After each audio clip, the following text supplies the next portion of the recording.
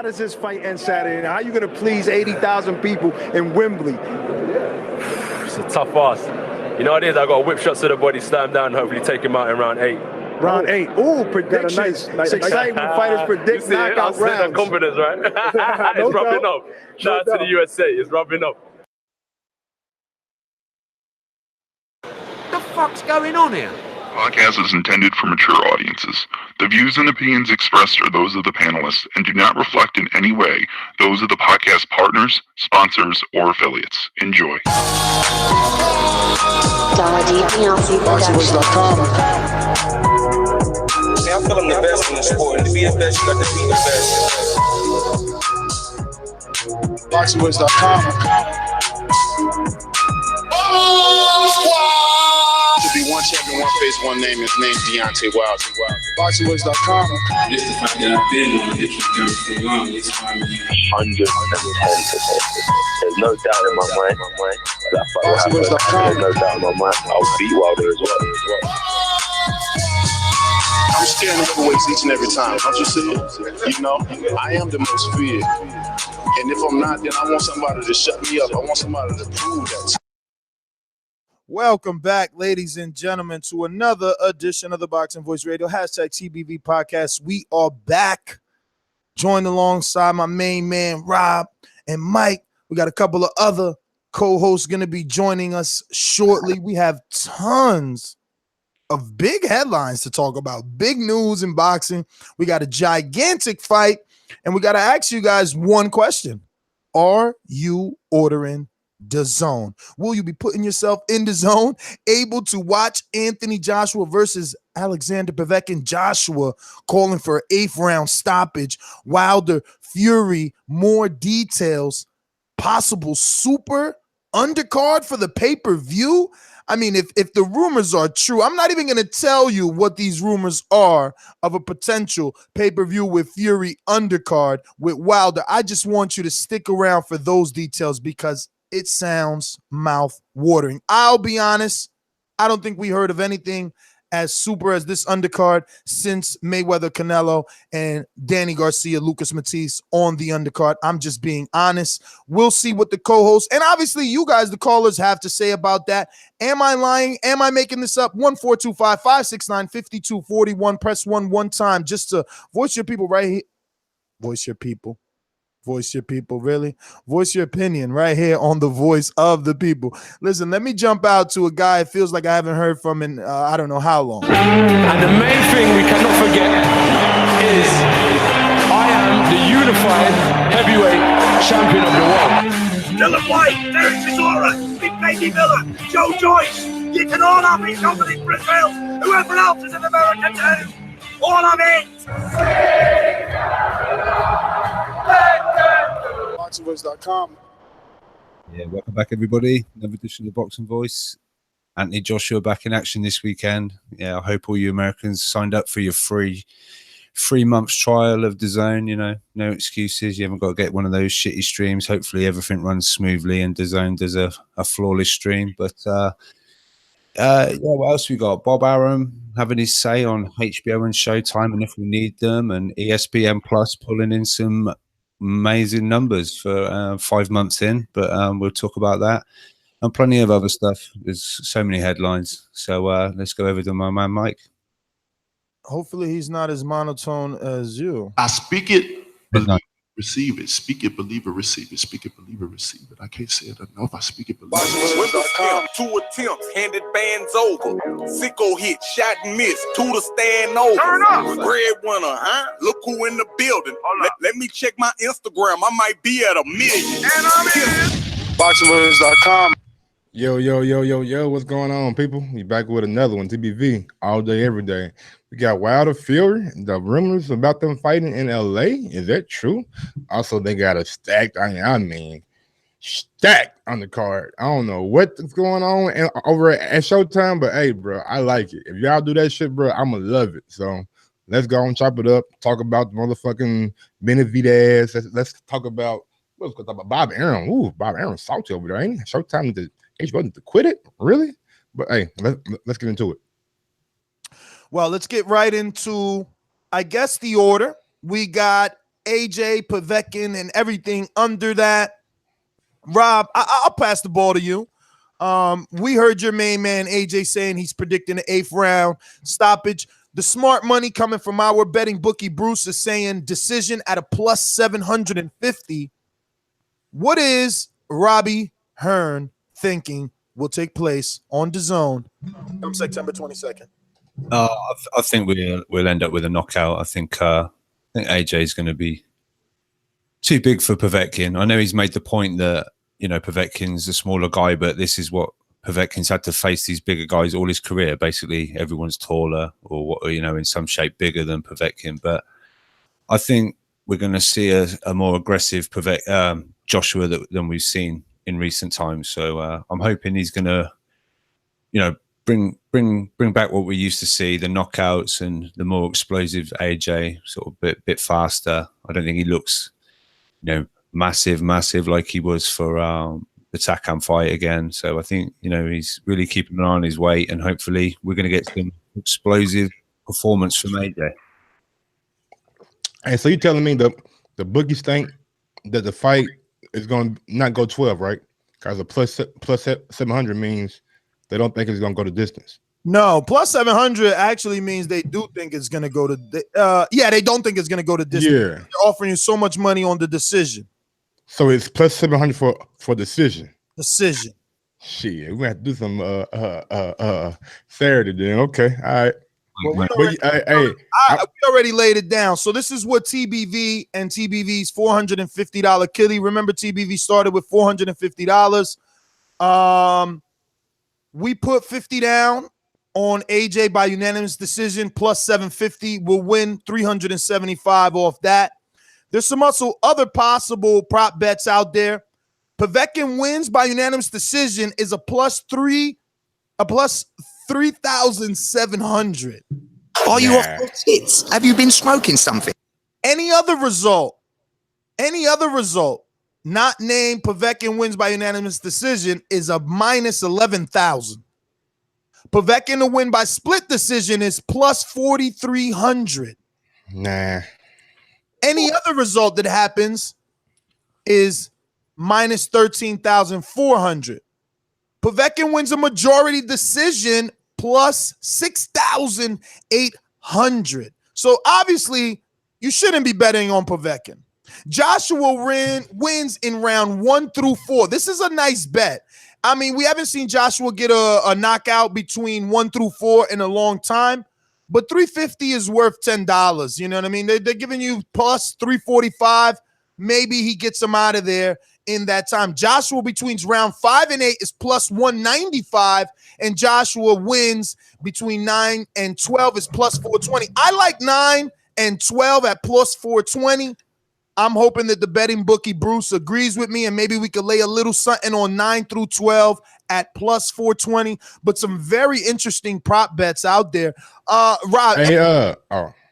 well, go ahead, Mike. Any of these bets sound with your pick, though? I was going to ask, what was Povetkin for like the first 4 rounds? Because to me, that's the best shot that he has to win if he try to knock him out within the first 4 rounds. If he goes past 4. Are you just guesstimating that? Because, like, when's the last time he got knockouts in the first 4? What's his name? The guy that came with the tennis shoes on. Yo, if Povetkin could just make it to the 12th and win, it's plus 2,200. I don't think he's gonna win though. Not no fucking 12 rounds. Sheesh. I mean, that's worth. Yo, they even got worth $10. There's gonna be a knockdown. There's even prop bets for that, bro. If you think there's gonna be a knockdown. No, I mean, I think he done Povetkin in the 5th round. Price, I mean, wasn't it David Price? Yeah, that's what I'm saying right there. Price stunned his ass. Like, well, Price stunned him, or is he stunned Price? Yo. Povetkin don't even gotta win. If he goes the distance, plus 350 on that, son. That's what you said for the AJ decision. All you got to do is go to distance. All you got to do is hope Povetkin can take enough punches to go to the 12th, and you make plus 350. Look at Rob over there laughing. Yeah, because Bruce done that for O'Sullivan, right? Yeah. That's what I'm saying. Out of the first round, he's like, "Come on, O'Sullivan, just make the distance." And then later, he's sleeping. Got his ass spark. Bets on Povetkin. Bet Povetkin to win anyway, and you get plus 650. Damn, that's what I'm saying. He's winning. So his ass $10 down here, you might win 65. They don't think he's winning at all. Jeez Louise. Well, listen. I think there's something. I think there's something in what Mike was saying. I think I was talking to Coach Midi about it, and Midi kind of agrees that if Povetkin comes to come out the gates, he's going to end up walking onto one. I think from Joshua. If Povetkin thinks he's going to come rushing in and try and blast AJ away. The only chance he got. I just think he's too short and his arms are too little. Like he's like a little T-Rex. He's never gonna reach AJ. He had to reach and leap and lunge just to hit David Price. And one thing, it's not the same. One thing that I always remember and what stands out to me is the time that AJ got stunned by a check hook from Dillian Whyte in their first fight. And I think it was like the first, second round, something like that. No, maybe third round. And he got stunned like with a check left hook. And we all know that's Povetkin's bread and butter. So it makes me kind of think, hey, if he was open for that for Dillian Whyte, maybe he'd be open that for Povetkin. And Povetkin got a hook, motherfucker, put your ass to sleep. So you're going to bet this like you did Canelo for the stoppage? I mean, first 4 rounds, I think it's worth to put like $10 down, $20 down. Man, I think it's worth you Googling when's the last time this man got a 4th round stoppage, 1 through 4, and what level of opposition, bro. Like, he knocked out Duapai. Do with tennis shoes on. With his tennis shoes on and one day's notice. It's what round did he knockout Price? 5th. I mean, so you bet the first 6. Yo, and that's Price. That's Price, the heavyweight version of Amir Khan. So if it took him 6 to do Khan, imagine what it would take to do AJ. Nah, man, that's not a great bet, I don't think. Povetkin hasn't knocked nobody out 1 through 4 in forever. That's like betting, like right now, I think the safe bet is actually AJ decision. Safe pick, safe bet. AJ hasn't been knocking nobody out either. He's got the pressure on him, so there might be a chance he comes out there like Canelo, right? And try to prove something to the crowd because his last 2 performances haven't been up to his Anthony Joshua-like standards. You know what I'm saying? That's why I think we're hearing him say now 8th round stoppage. You know what I mean? That was the first time he predicted a round and a knockout for this fight. I don't know if he did it because he did it directly with the DAZN guys and they needed that hype. Their social media channel only has 17,000 where AJ has 7 million. And I got this from someone close to TBV. Just think about that. Is DAZN happy right now? And let's just give them every 1,000 that is signed up to their social media. Are they happy? Is DAZN happy with 17,000 people viewing AJ? Is AJ happy with 17,000 viewing him? Does 17,000 on their social media indicate that that's all that they'll get to watch their fight? I don't know, but I'm really interested to see what this fight does in terms of viewership, being as though that Anthony Joshua was coming from at least a 339,000 TV viewership on Showtime here in the U.S., Rob. Yeah, I mean, I don't know what kind of numbers we're going to hear back. I mean, if we hear any numbers, it's especially over here, we never really get given the exact numbers, what it's watched. Apparently Khan broke the record for subscription TV, biggest fight, and all we hear is it was over 1 million. We never really get it, pinned down to an actual number. But according to Eddie in an interview first with Seconds Out, he said this is already ahead of the Parker fight came real close to breaking the British record, which is held by Mayweather McGregor for pay-per-view buys, which was 1.2, like 1.25 million. And AJ Klitschko, AJ Parker, and that McGregor fight were all within around 60,000 of each other. So, and the pre-orders on the pay-per-view for this apparently are already ahead of Parker. The Parker fight, and it's on course to break the British pay-per-view record, which surprised me because it's Povetkin. But the guy did make a point that, you're not getting a sellout. You're not getting the 90 that you thought. I know there's something around coach tickets that couldn't be sold, but the people that aren't coming, are they going to be extra ones buying it and things like, just different variables. But the guy kind of said, if less are coming here, do you think more are buying the pay-per-view? And that's when Eddie said it's ahead of the buy rate already for the Parker fight. So it's on course to break the record. Alexander Wilson in the super chat. I'm going to read your super chat, but I want you to follow up with another message free of charge, obviously, and let us know what country you are in. And Alexander Wilson says DAZN has over 1 million downloads just on Google Play. Anybody here in the U.S.? Well, actually, Mike, everybody on this panel has an iPhone because we're smart. But yeah, anybody who I know who has an Android, please contact me. Let me know how many downloads you see in the U.S. Market. And anyone who has an Android in any other country not being U.S., please let me know how many downloads you see in the Android app market.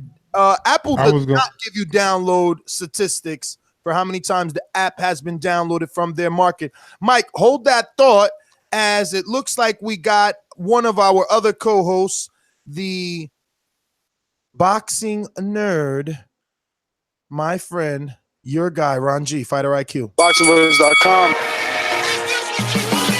I've been doing this. I ain't been up and fell off. I've been through the Lennox Lewis era, the Nassim Hamed era, the Sugar Shane Moses era, the Oscar De La Hoya era, Mark Antonio Guerrero. I've been through all the eras, and I still been telling. How much you talk? You do too much talk. The thing is this: people want their subjective preference to be the objective reality. HBO needs to fire you. You don't know shit about ThaBoxingvoice.com. Yeah, I'm super late, but just wanted to jump in and get my little 2 cents. I'll keep the show rolling, but I know Anthony Joshua Povetkin is going on, and then we got the heavyweight conclusion or confusion when it comes to the Deontay Wilder and Tyson Fury venue situation, and then Maypac, what's new, and people failing these tests over and over and over. Shout out to Vada, but yeah, I mean, well, at least it wasn't steroids. You got to give them that. I mean, which one? I mean, Charr messed up a lot. Well, yeah. Fuck him. I wouldn't even like. Either way, it ain't cool. We'll get into it, but either way, it ain't cool. I don't care if it I mean, I feel like my man. Never mind. We'll wait. People could judge me. People could judge me and you. You feel me? But I'll never let them put me on that same category. I'm no cokehead. All right, man, look here. You like to play it off like, oh, that's a party drug. Ain't no fucking party drug. That shit rips apart your body, your life, your nostrils, everything. So don't. I totally agree. I totally agree. Dude, I'm different. All right. I totally agree. 20-year-old dude sniffing coke, that ain't even cool. I hope he's lying. It's not cool. I hope he's lying to mask some other shit. That's how uncool I think coke is. I hope he ain't masking no other shit. I just hope he. Well, I hope he ain't the type that he's 20 fucking years old partying, sniffing coke already. That's crazy. I hope it's not a fucking everyday thing. I hope it's just a time that he messed up, like Canelo. Maybe had a little, you know what I'm saying, a little taste or whatever, and he fucked up, and then he got caught. So hopefully he'll get his life back on track. But I don't think we should fucking ridicule him or like shit. Just disembody him because he did a little coke. I mean, it is what it is. Man, get the fuck. Bro, we don't know what he did. We don't know if it was fucking Rick James or a motherfucker just trying it out. Listen, Listen. I got jokes.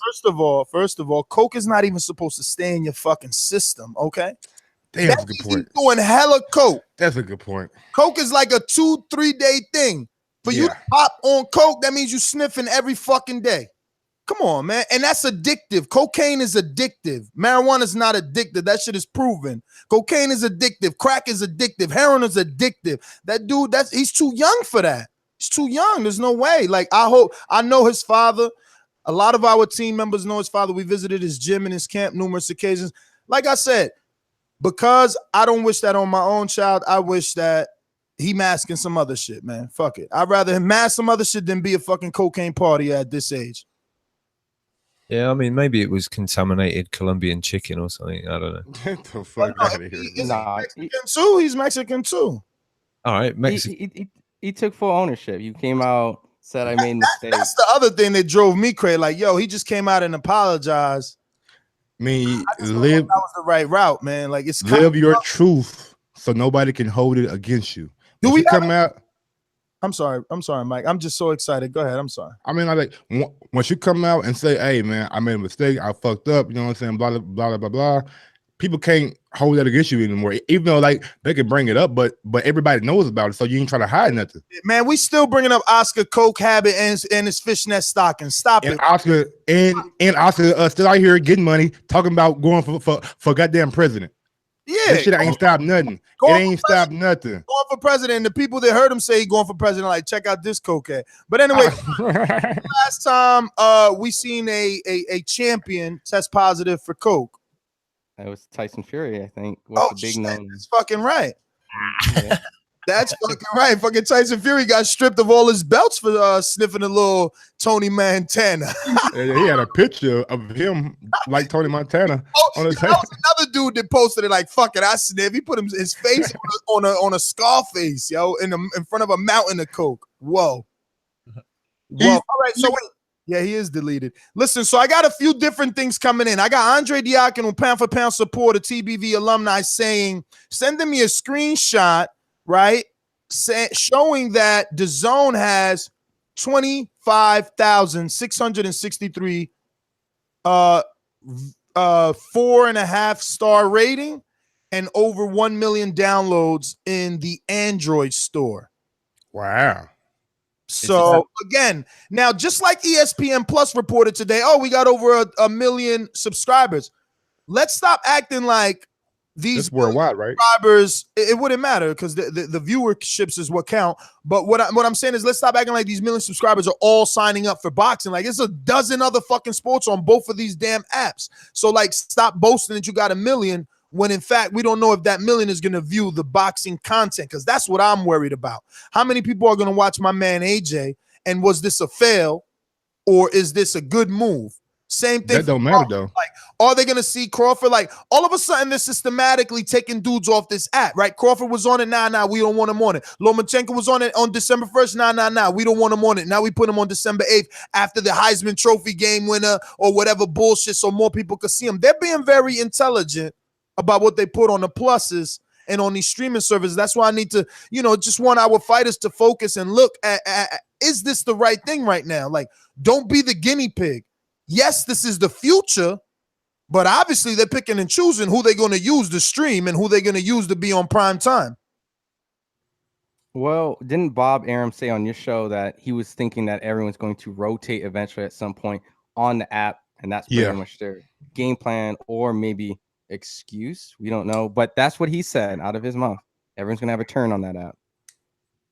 And to your point, I mean, they got 1 million people subscribed. They could give a fuck who watches as long as those same million are there next month for that $10.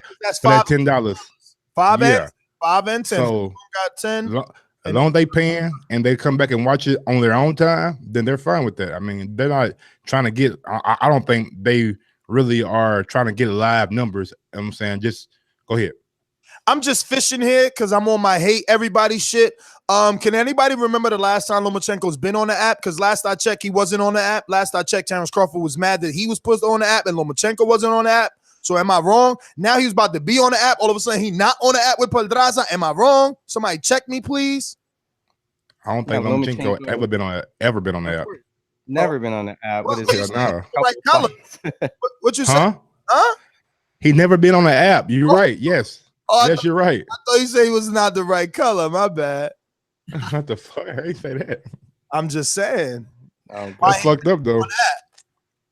Is there a TBV app? Have I got to go on the app or? Look at this guy. Hey Wayne, you know I hate on everybody, especially you. Call in, Wayne. Call in. Wayne don't got no voice.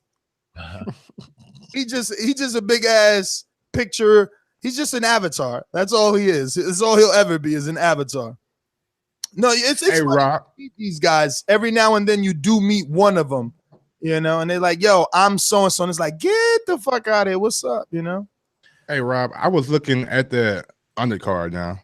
I don't know if I'm hating or not, but Does it look like it's kind of weak? You mean the AJ card? Yeah, asking Rob that. I never heard of none of them dudes. I heard of Luke Campbell because he fought Jorge Linares, and he's in a rematch with a guy that beat him via split decision.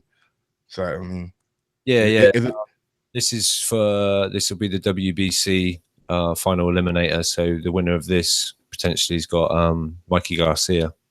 Wayne gets so much airtime on this show because his comments are just so like ridiculous. Talking about Ness, I'll see you in Florida and pull up. Yet TBV's been to Florida like 15 times.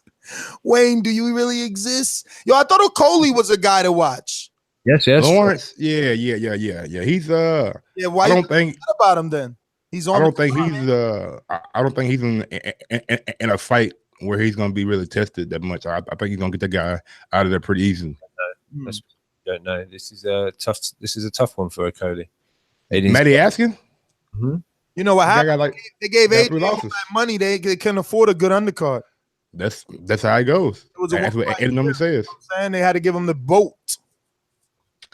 I'm surprised that they didn't put my guy Buatsi on the card. Oh, but I think he will be on every card. I mean, he's an AJ boxing disciple. So anytime AJ fights, then Buatsi and Okoli normally fight. That's all I'm saying, Ron. He's not gonna be on every card. Yeah, but Anthony Joshua fights twice, maybe if not one time. That's kind of scenario. Buatsi's fresh and new. You got to fight 20 times, right? I know. That's what I'm saying. Listen, if you're watching this on YouTube, be kind. Hit that thumbs up button. Helps with the visibility of the show. Let me head on out to this super chat, which is popping. Rick says, I definitely want to try DAZN. If I can get it on my TV, none of my homies are excited about AJ Povetkin. Joshua by KO. Rick and ATL. Damn, none of your homies excited about Joshua. Why not, bro? I guess it's the Joshua Povetkin thing, but I don't know, man. I'm hoping that Eddie, Joshua, and some experts aren't lying to us, and it's a little more exciting than we think. You know, Povetkin can put up a fight that maybe we're not expecting, and that's what I'm hoping for. But really, without no undercard, we can't really spend any more time on this. Anybody got any final thoughts? I just want to ask you guys: do you think Povetkin has the chin to stand up to like a 12 round? Did he go 12 with Vladimir? With Vlad, didn't he? He went 12 okay. with Vlad, I believe. Ron? Yeah, he went 12. He went 12. So smart money would be AJ by decision. I mean, didn't we bet 50 TBV betting Bruce? Bruce's betting. I'm telling you, Bruce. Yo, I'm putting my money with Bruce. That's all I know. I've already seen you with 50. enough ticket slips from Bruce to say, yo, the man is winning. Rob's a witness. He's in that same chat. The dude be winning. The dude be winning. So it's like, yo, we might as well get some of this cash. He made more money on the Soccer World Cup than anyone that actually follows soccer. So shit, I need to have that Bruce then. I'm about to get me football odds. Goddamn, Bruce, what's up? Nah, he bets on everything too. So that's his job. Job. He might as well as much as he bet, but I guess not. Bruce, secret bankroller for TBV. He's the one keeping keeping lights on. He keeping lights on, Rob. Yeah, but for real, he really does. Nah, that's why I'm actually betting with him. That will help. Imagine he get that kitty right, start flying with that shit. Oh yeah. That's right. Yeah, because look, he betting 50. You see, that's why I had to give the money to somebody else, because anytime you got them plus odds like that, it's like plus 375. I don't want to bet 50. I want to bet 100, so I can bring home. So I can bring home that whole 375. I don't want to bring home. But shit, gotta listen to Bruce though. Bruce smart. Yeah, you got to give your money to somebody who's gonna be, a little bit more conscious. Not bet with their heart. When you're picking those plus numbers, you need to pick the right plus numbers, right? Not the holy shit, that one's gonna make me rich. Yeah. And real quick, the guy that's fighting Luke Campbell, I think he's like plus 600 or something, and he already got a win over Luke Campbell, so might be a bet that you want to take right there. I never even heard of the guy that beat Luke Campbell. That could be just like Jojo Dan versus Selchuk Adin. You know what I mean? Like just one of those fights. Dude got lucky, but he can't pull it off again. Because Jojo Dan definitely beat Selchuk Adin in Turkey. Wasn't able to do it again. or even look as good as the first time. You know, sometimes you can't get up. It's like Bermain Stavern and that journeyman. What's the journeyman from New York City? I know you're talking about remember, but the dude that he dropped. got dropped. Yeah, you got Derek. No, not Rossi, Derek, but yes, you're right. Derek Rossi, I believe. Derek Rossi, yeah. 2.0. Look at Hey, man, I tell you, bro, I watch boxing every day, bro. You know what I'm saying? Yo, my memory. Listen, anybody could be a hardcore if they put the fucking time in. I'm telling you. Yeah, bro. It's just that easy. Like, if you're gonna be fucking, watching nonstop video of Terrence Crawford, believe me, you'll be a hardcore. Here we go, fucking Terrence Crawford video. I ain't seen Terrence Crawford video in about 2 weeks now, man. He ain't been out here in the public. He said 2 hours. The guy right here. I've got to do a public apology to my UK people. About? Masha said, "What the fuck?" Rob said, "Soccer." It's just if I say football, they're gonna think I mean that stupid one that they throw around. Yeah, you know what I'm saying? The real sport, you know what I'm saying? No, you're right, because if you say football, I don't know what you're talking about. At least soccer, I know you're talking about the one with the feet. You know what I mean? Because I don't watch nothing, but at least soccer. Y'all are running around for fucking 90 minutes, kicking a fucking ball, and You score like two or 3 points. You have to At least motherfuckers get hit over here. Get their ass rocked over here. You know what I'm saying? Can we get to the real news? Thank God for some real news, because AJ with his boring ass undercard. Damn. Yeah, talk about a real undercard. A real undercard, baby. Let's talk about a real pay-per-view on a real network that's gonna get some real views versus two real fighters that's in a 50-50 fight with a real fucking sexy undercard. Is it 50-50? It's all rumor. I know, because Rob he's chomping at AJ's hitting. Let him talk. Let him talk. AJ's texting him like, "Yo, Rob, don't let him talk about us like that." Go ahead, Rob. Go ahead. No. You said it's a real this, a real that, a real that. But the part of the quote you need to mention is it's the dream undercard. It's a dream. Ooh, look at him. Look at him. True. But give them the facts. Who is saying it's a dream, and what is this dream undercard, guys? I'm going to put these dreams and make them so you realize this isn't going to be real. Because one is that it would mean Gary Russell Jr. is fighting twice in a year. Look at this guy. Oh, my God. Shots fired. But let's slow down. Let's just stop right there. Let's talk about the card first. Yeah, no. Let's go fight by fight. So it's obviously Wilder versus Fury, and they're saying that one of the dream undercards potentially on this fight or on this undercard is one of the dream fights potentially to land on this undercard is Gary Russell, Leo Santa Cruz. Now, I will agree with Rob. This is more than a dream. This is someone that is trapped in a. Why y'all doing this, man, like that, bro? No. I'm just keeping it real. Like, this is someone that's trapped in hibernation. You know what I'm saying? Only because Gary has been wanting Leo Santa Cruz probably his whole life and never got him. Now, Gary is with Al Heyman. Al Heyman always gets his fight of the dream fight. So there is some possibility. I just think it's very high on the dream barometer. What about you, Ron? I mean, seeing the fact that 2014 was the last year he had more than one fight. You're talking about 2018, 2017, 2016, 2015. 4 years, 4 fights. That's not really active. So seeing the pattern, the consistency of this would be something we would have to go back to his earlier days in 2014 to see that happened. And he went. Hey, Ron G. What's up? Correct me if I'm wrong. One of those fights that he had for that 1 year was against Lomachenko, right? And it was a loss. The year you're talking about the year that he fought twice? No. The year that he fought once. No, he fought 3 times the year that he lost to Lomachenko. So 2014, he won, he lost, and he won. Okay, all right. Well, look, I just know his last fight. He said that he was willing to fight again this year, and that he wanted Leo Santa Cruz. Let's go back to the dream now. Hold on. Let me keep making Wayne more famous, because he's like I don't know if Wayne is just an extension of Robbie Hearn. But, yeah, he's like a cheerleader for you. Wayne says Ness on that superstar hate. Dream is 80,000 this weekend when Wilder gonna fight again? Question mark. True. That's true. 80,000. 80,000 is an indication that AJ is losing steam due to the opponents. He was a 90,000 ticket seller. Okay, fighting on an app that we have no numbers for is I'm not gonna say an indication of slowing down or losing any, you know, popularity, but it's gonna add to the loss of popularity after Saturday night. One thing you got to take into people that watch this fight. One thing you got to take into context when you talk about that 82,000 or 80-some thousand is that the weather is not going to be that great that day. So maybe some of those people decided not to fucking come because of the weather and decided to fucking stay at home and actually buy the fight. Also, just like that's all they care about is tickets sold. Also, 82,000 is motherfucking a shit ton of people. I'm just saying. 82,000, 80,000 isn't what he's been doing. So, yo, it's analytical data, man. Like, you guys could dance around the words all you want. It's data. I think he only did like 90,000 once, right?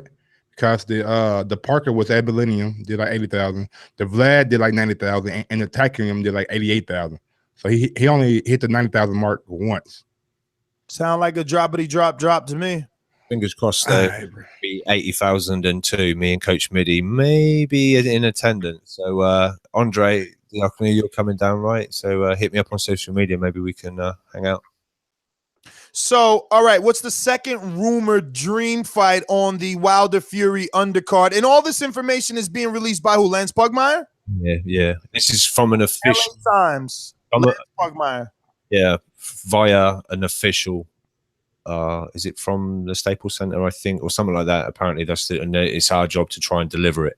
The other one is the dream that Tank Davis can get down from super middleweight, and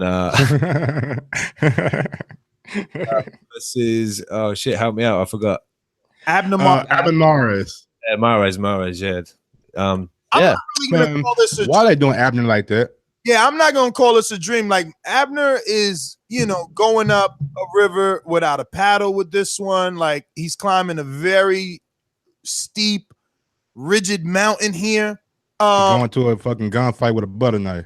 Daring to be great and all that good shit that we could come up with as, you know, writers and analysts, but there has to be a better fight for Abner. This is not a dream fight for me as a fan, but it does add to the card in terms of notoriety due to the two names. But I think this is a guaranteed loss for Abner Mares. I don't want him to take it. I know he's been taking shots at Tank on social media and things like that, but I just think he's too little. He started so little. I mean, I remember Abner Mares way back fighting Johnny Perez, man. It's just like I don't see it. Tank is big and strong. Well, a big thing I saw on Twitter, they were also chatting. It was Abner Mares and Jojo Diaz, which probably won't happen because of the whole Golden Voice situation. But they were kind of chatting on Twitter, talking about maybe let's have a fight or something too. I've seen Joseph Diaz ask his fans, would they like him to fight Abner Mares? And that's Joseph Diaz. I mean, obviously, this was Lance Pugmire releasing whatever source is releasing information to him. So it's more Mares, Tank, being as though those are all Al Heyman guys. I never understood why Joseph Diaz went the Oscar route when every other Olympian in his 2012 class went the Al Heyman route. I never asked him, did even Al Heyman ask him? Like, did Al not want him? Was Hearn in that same class? Absolutely. And Herring ended up with Al, but then eventually he did. Yeah, right. Do we know if the Keith Thurman the entire class, dog? Everybody in 2012 America signed to Al. Everybody. So I didn't know if the Keith Thurman rumors have like died down about him being on the card. Is that still a possibility? Yesterday he was still a possibility, and they were just debunking the fact that it was rumored to be 40-year-old Zab Judah. So Keith Idek from Boxing Scene was debunking that, saying that he spoke to someone close in the camp that confirms that it will definitely not be Zab Judah for the comeback fight. Well, either or. I mean, idea of this dream card. I'm sorry, Ron, but they did still indicate that Keith was rumored to be back on that Wilder Fury undercard. Now, it wasn't mentioned by Lance Pugmire, but by Keith Idek of Boxing Scene. No, if that happens, boy, that's a fucking card right there. If they put Keith Thurman on that card with all those people, that shit might be the best card in history. Go ahead, Ron J. And you got to look, like I was talking with Danny in the chat, and some people was like, it's going to be at the Staples Center, right? So the big thing that you want to kind of target is the Hispanic Mexican demographic. And that's why these names are being brought up, like Abner Mars and like Leo Santa Cruz, who's known to be fighting in the Staples Center. So maybe like, go ahead. Bob Arum had something to say about Wilder Fury being in LA because he's putting on a card in LA and he's saying he's targeting the Latino market. Since you're discussing that, I just wanted to make note of it to you and the listeners that Bob is saying he doesn't give a fuck if Wilder Fury is happening because Wilder Fury doesn't cater to the Latino market, and he's putting on a December 1st card in LA and in the Forum, and he's going to cater to the Latino market. So now they're going to be fighting for that market with Abner Mares versus Tank and Leo Santa Cruz versus Gary Russell. Now, I will say this.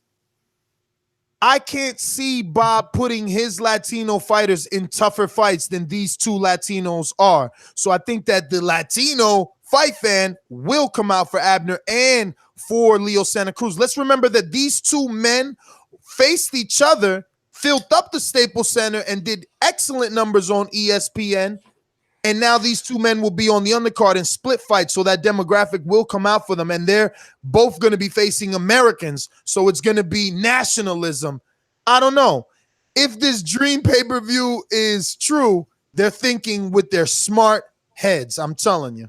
And I don't think, Bob Arum has the fighter that's as popular as Abner Mares or Leo Santa Cruz. So him putting on a fight at the Forum that day might be a mistake. Well, he does have Oscar Valdez and Gilberto Ramirez that do draw some heads and turn some eyes. So not Leo. Neither are those guys are fucking Leo Santa Cruz, period. And Adam Mars. Those guys are like popular Mexican fighters or Hispanic fighters in that region. Gilberto Ramirez, what was his last fight? It wasn't in LA. And what Oscar Valdez? He's usually been to the Arizona market, I believe. Yeah, and Oscar Valdez, he's not Leo either. I'm sorry, but just not Leo. Got a big fan base. We got to also realize that everyone's saying about this dream fight. Well, you got Mayweather allegedly fighting Tokyo, and Tank is his fighter. So that's also another thing that you guys have to consider. Like maybe, these are so-called, like Rob was saying, dream matchups. Are you trying to assume the Tank is going to go follow Mayweather and fight in Tokyo? Well, it's his fighter. I'm just saying. Bro. He's basically shitting on Mayweather on social media. Why would he go to fucking Tokyo and not be seen? Because that's his fighter. And if you tell your ass fucking go to Tokyo and get on my car, your ass ain't got no choice. And you already talking about the importance of being underneath these people's undercards can also help. Yeah. Ness, what was put him on the undercard, get him exposure. Yeah, but I gotta see who the fuck is gonna air this Tokyo stream, bro. It don't matter. It's Mayweather. That's what you said. He said it's Mayweather. I'm gotta be the provider. What do you mean it doesn't matter, Nick? It's a whole different time zone. Like, of course it matters. All right, you say so. I think Mayweather, Mayweather, he gonna do big numbers regardless. That's what y'all led me to believe. Let me ask you a question. You think Mayweather does 1 million views at 9:00 p.m. Tokyo time? If it's not the same equivalent time to fucking America over here at 9 p.m., you crazy? He gonna do 1 million Tokyo fucking views. He ain't gonna do no US views. We gotta see what time that fight over there is gonna line up over here. Remember, Tevin Farmer was in Australia fighting at fucking 7 in the morning. How the hell will he do 1 million views when we sleep? We fucking counting sheep at 7 in the morning.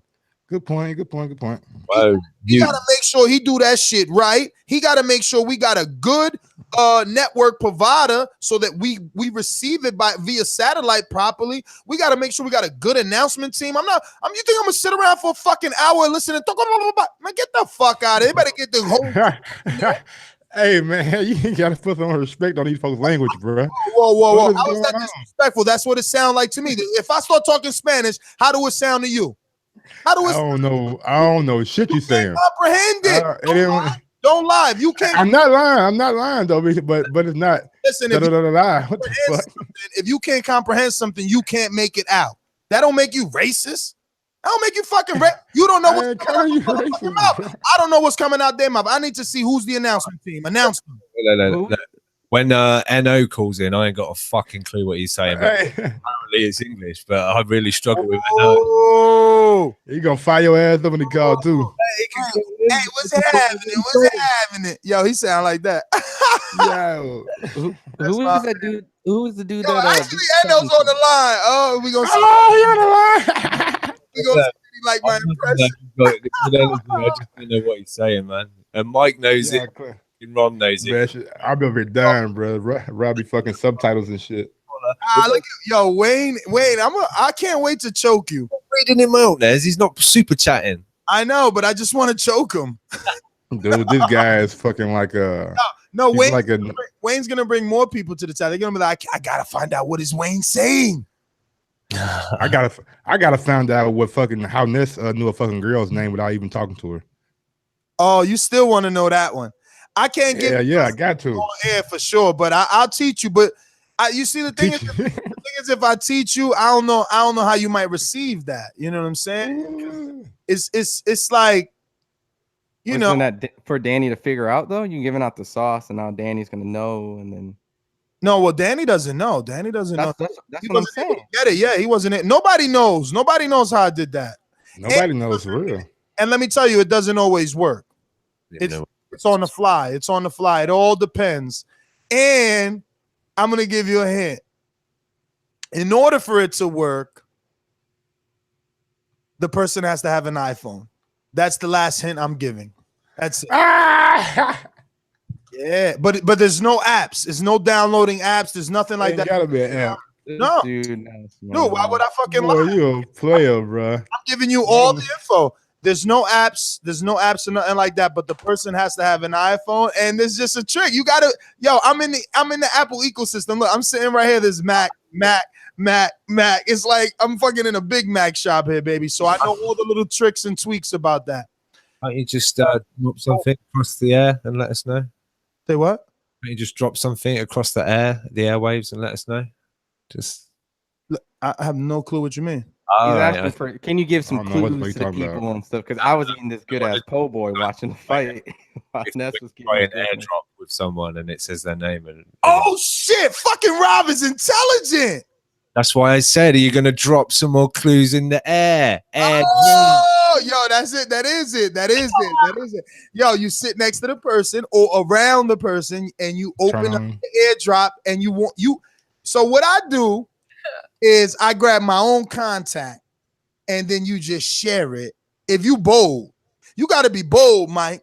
You got to be bold, okay? You got to know you look as good as Ness, and you just share your motherfucking contact. And they're going to be like, that shit going to come across the room like, boop, boop, boop, boop, boop, boop. You're going to go, well, what's this? Yeah. Press 911. It's got Robbie, man. I love Rob. Oh my God. Hilarious. You're hilarious. Yo, but the fact of the matter is, it works. Oh, yeah. But back nice. Back to boxing, man. Back to boxing. You gotta just make the whole entire next week hell at the club now, because everyone's gonna have. Oh boy, I'm trying to tell you, bro. Yeah, and listen. Ask Mike. That shit was flawless. Hey, bro. It's ice breaking. The way he stepped to the plate, like he ain't impressing, you know what I'm saying, until we got out of the building. Like, hey, all right, so and so. She's like, oh, hey, how you know my name? We walked down there, talked to her right quick for about 15 minutes. I said, this guy, boy, this motherfucker right here, man. Hey. Yo. So yeah, I just want to say, Bob's not that worried about putting up his top rank card up against Fury, but he did swap Lomachenko away from that. And night. if you like some of that airdrop gang, go ahead and smash that motherfucking thumbs up, because we're giving out free game right now. If you want to be a player, sign up to motherfucking Patreon / ThaBoxingVoice and check out our motherfucking Untitled, where we get real raw. I feel like Rob might have maybe secretly more game than Ness secretly. How he just I'm trying to tell you, Rob, an old player. Yo, I'm telling you, that's why they would send him to Vegas with a kid. It was like, you're not going alone. No. As soon as you said they need an iPhone, I'm like, yeah, you got I love it. All right, so is there one more super fight on the dream card? No, everybody woke up. There's no more dreaming. I think that was it, right? Only Keith Thurman. It was just 2 undercards. That's it. So yeah, those two. Because of the whole triple header. I mean, I can't get greedy. That'll make it a triple header. I'm looking for a quadruple header. Now I'm really dreaming. All right, so it's time to move on to the next topic, which is Maypac and Tokyo tune-ups. The fact that Mayweather wants a tune-up in Tokyo, and now this shit is legit. Like, all legit sources are reporting it, mainly ESPN, with the highest Alexa rating in all of websites, and especially sports. So we'll deal with that. And Can I ask y'all a real quick question? Was saying that he doesn't think Mayweather needs a tune-up. I want to ask a real quick question just about the LA card. Do you think a fight with Keith Thurman and Luis Collazo will help improve that card? No, I think the second rumored opponent, Josecito Lopez, makes more sense. He's from Riverside, California. He'll bring in some people. Gotcha. Make it consistent to the theme. Staples Center, Louis, it's in New York. Yeah, you got to make Mexican versus American all across the board, except for the main event, which is UK versus America. All right, we got it.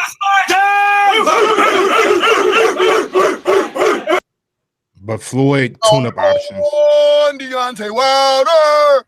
Y'all banging over here. You can't knock out what you can't hit, bum. Bomb squad. I'm knocking you the fuck out, bum. No. Bullshit on a bum. How many more we got? Where's Danny?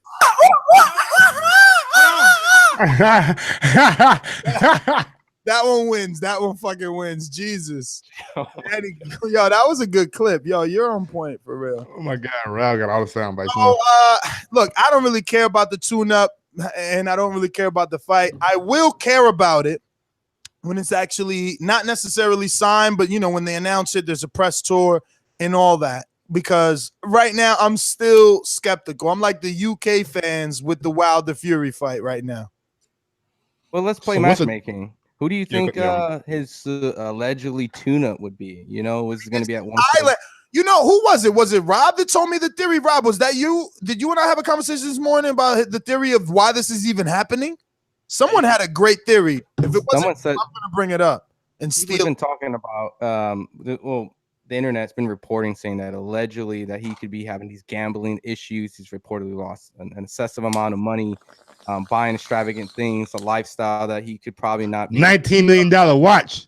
What the fuck is you doing? Oh man, so I thought it was Rob. I'm gonna steal all the credit for this, even though I'm literally telling you it wasn't my idea, but I'm gonna say it like it was.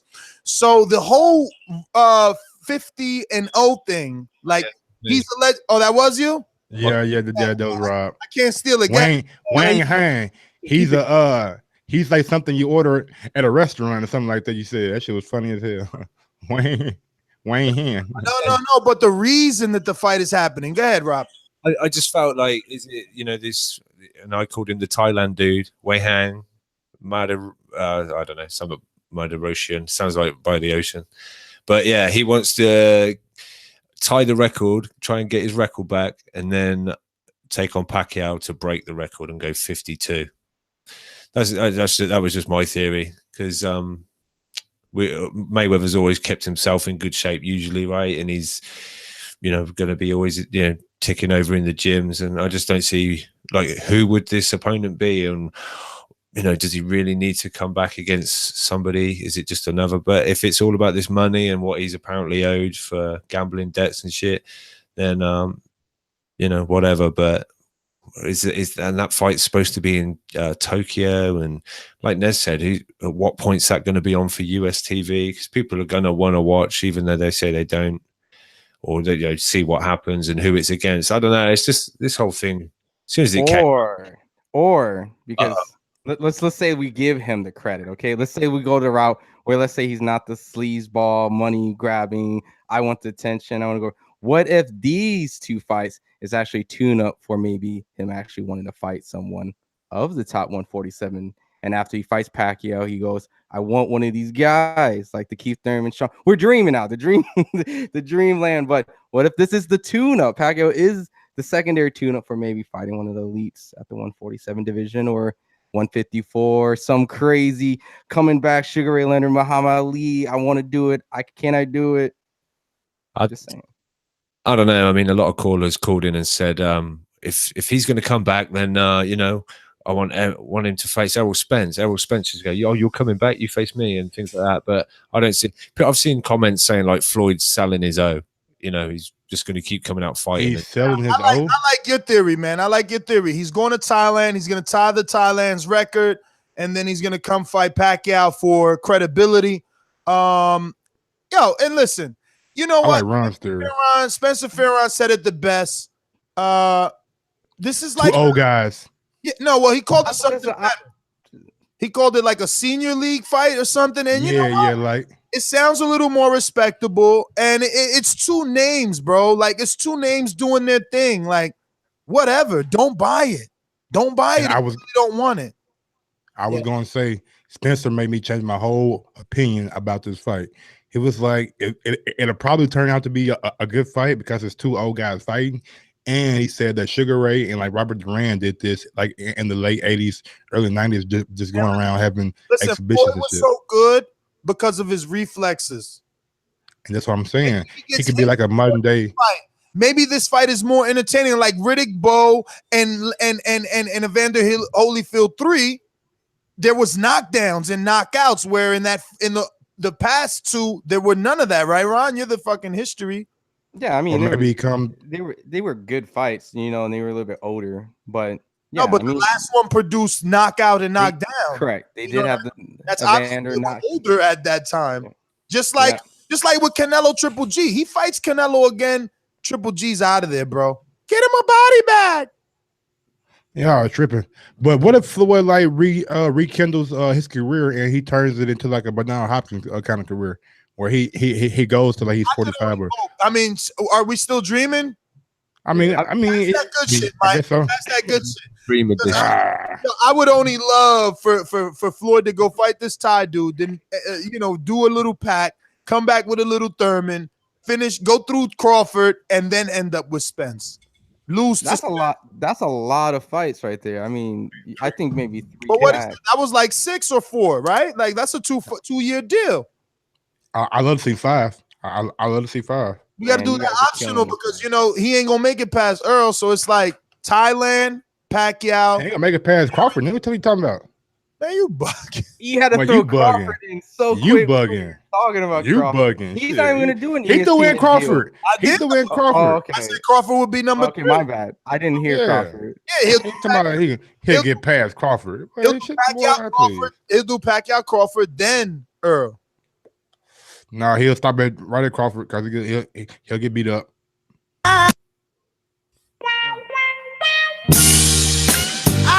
I've been feeling. Hey, God damn it! I start singing that shit with you, Ryan. You can't sing Rob. Damn, an N and a B, bro. It's hard. I just hope he just like his whole persona is the O. Like if he's really selling the O, it's like, what was the whole point of watching all his damn fights then? That's what it feels like. Why we say selling the O though? Oh, who is he selling? Why we saying? Yeah, that's what I'm saying. I'm saying, people look, like he's coming back, and it's all for money, and But listen, every time Bernard fought, it was for money. It's just that he didn't have the popularity of Floyd. It's always for money. It's prize fighting. Who's out here fighting for? He's making that return when he's 41 or whatever he is, 41 years old, and coming back. Man, you guys are haters, bro. Everybody wish they could come back to a pay-per-view. No one's hating. I was the one that said the optimistic dream because everything was so negative. I was like, what if he comes back? But all of a sudden we're talking about 5, 6, 7, 8 fight deals. I'm like, holy shit. Wait, we only talking about 4 fights because you guys want him to fight better opposition. And we started this quick narrative on this show about what if he comes back a la B-Hop.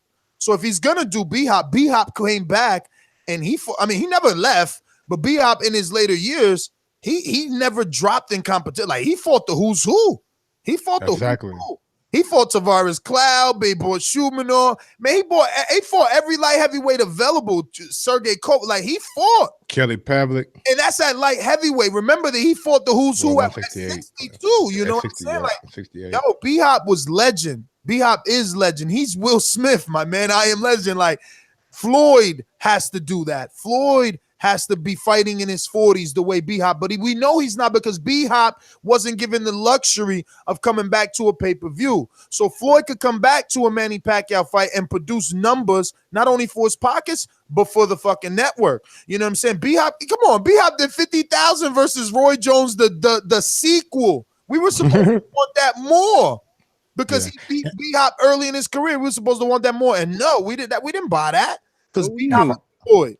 And for all the top welterweights that's listening, whenever that fucking Manny Pacquiao and Floyd Mayweather fight happens, y'all gotta pull a motherfucking Shane Mosley, bro. I don't know who it's gonna be, but one of y'all gotta pull a Shane Mosley and hop in that ring and try to disrespect Floyd and get that fight.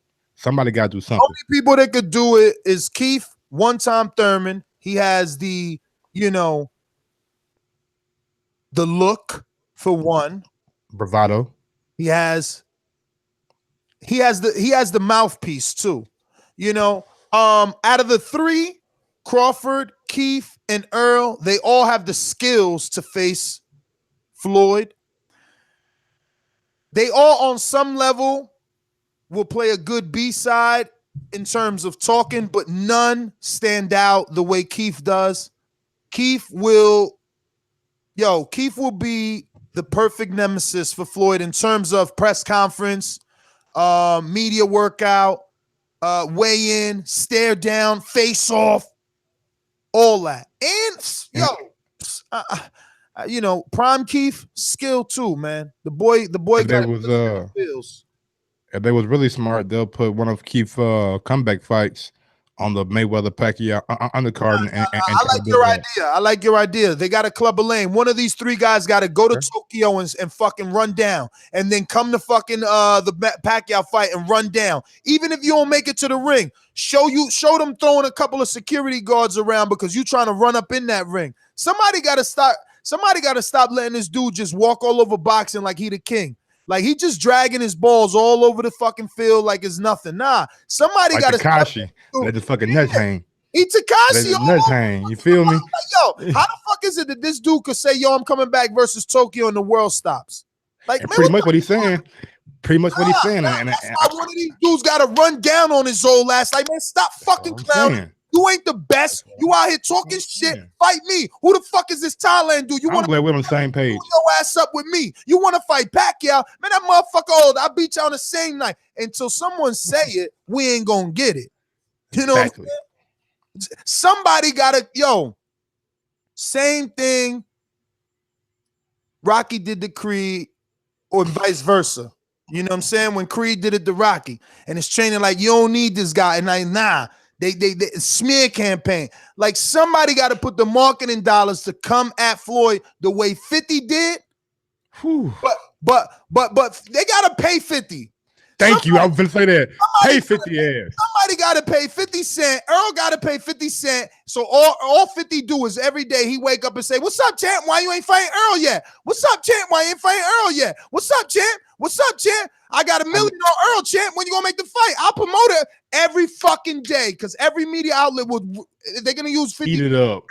Every media outlet is gonna use 50's Instagram. That fucking is gonna spread like wildfire, and Floyd's gonna have to hide. He's gonna have to hide. He won't even find a place in Tokyo to hide his face because as a inner city male, nigga, ego is something huge. You can't. That's going off, man. You can't test my gangster. Bro, somebody gotta fucking disrespect him. Chill. You gotta disrespect. But these dudes is on some Floyd's legend. Floyd, I love him. I woke up watching Floyd. I went to sleep watching Floyd. All my life, Floyd. Man, fuck that. I want what Floyd got. Do you want it or not? Do you want it or not? Like, what the fuck? The blueprint. Floyd did it to Oscar. Why y'all? Why they acting pussy now? Didn't Floyd did it? Why all of a sudden y'all want to give him respect? He ain't respect fucking Oscar. Shane ain't. Okay, Nino Brown. I mean, Nino, technically- calm down, Nino. Connor did Calm it. down, Nino Brown. Calm down. He didn't respect Floyd and he got the fight. Okay, Connor Shane did it. didn't respect Floyd and he got. Con ain't never do it. No, I said Connor. I said Connor. Right, that's right. Connor did it. Connor Mouthpiece. Mouthpiece talked his way into a fight. He talked his way into a fight. Yo, you gotta test a dude's gangster, man. You got to. But anyway, enough about Floyd. Let's talk about these drug addicts. Oh, damn. We're going like that. Yo, dang.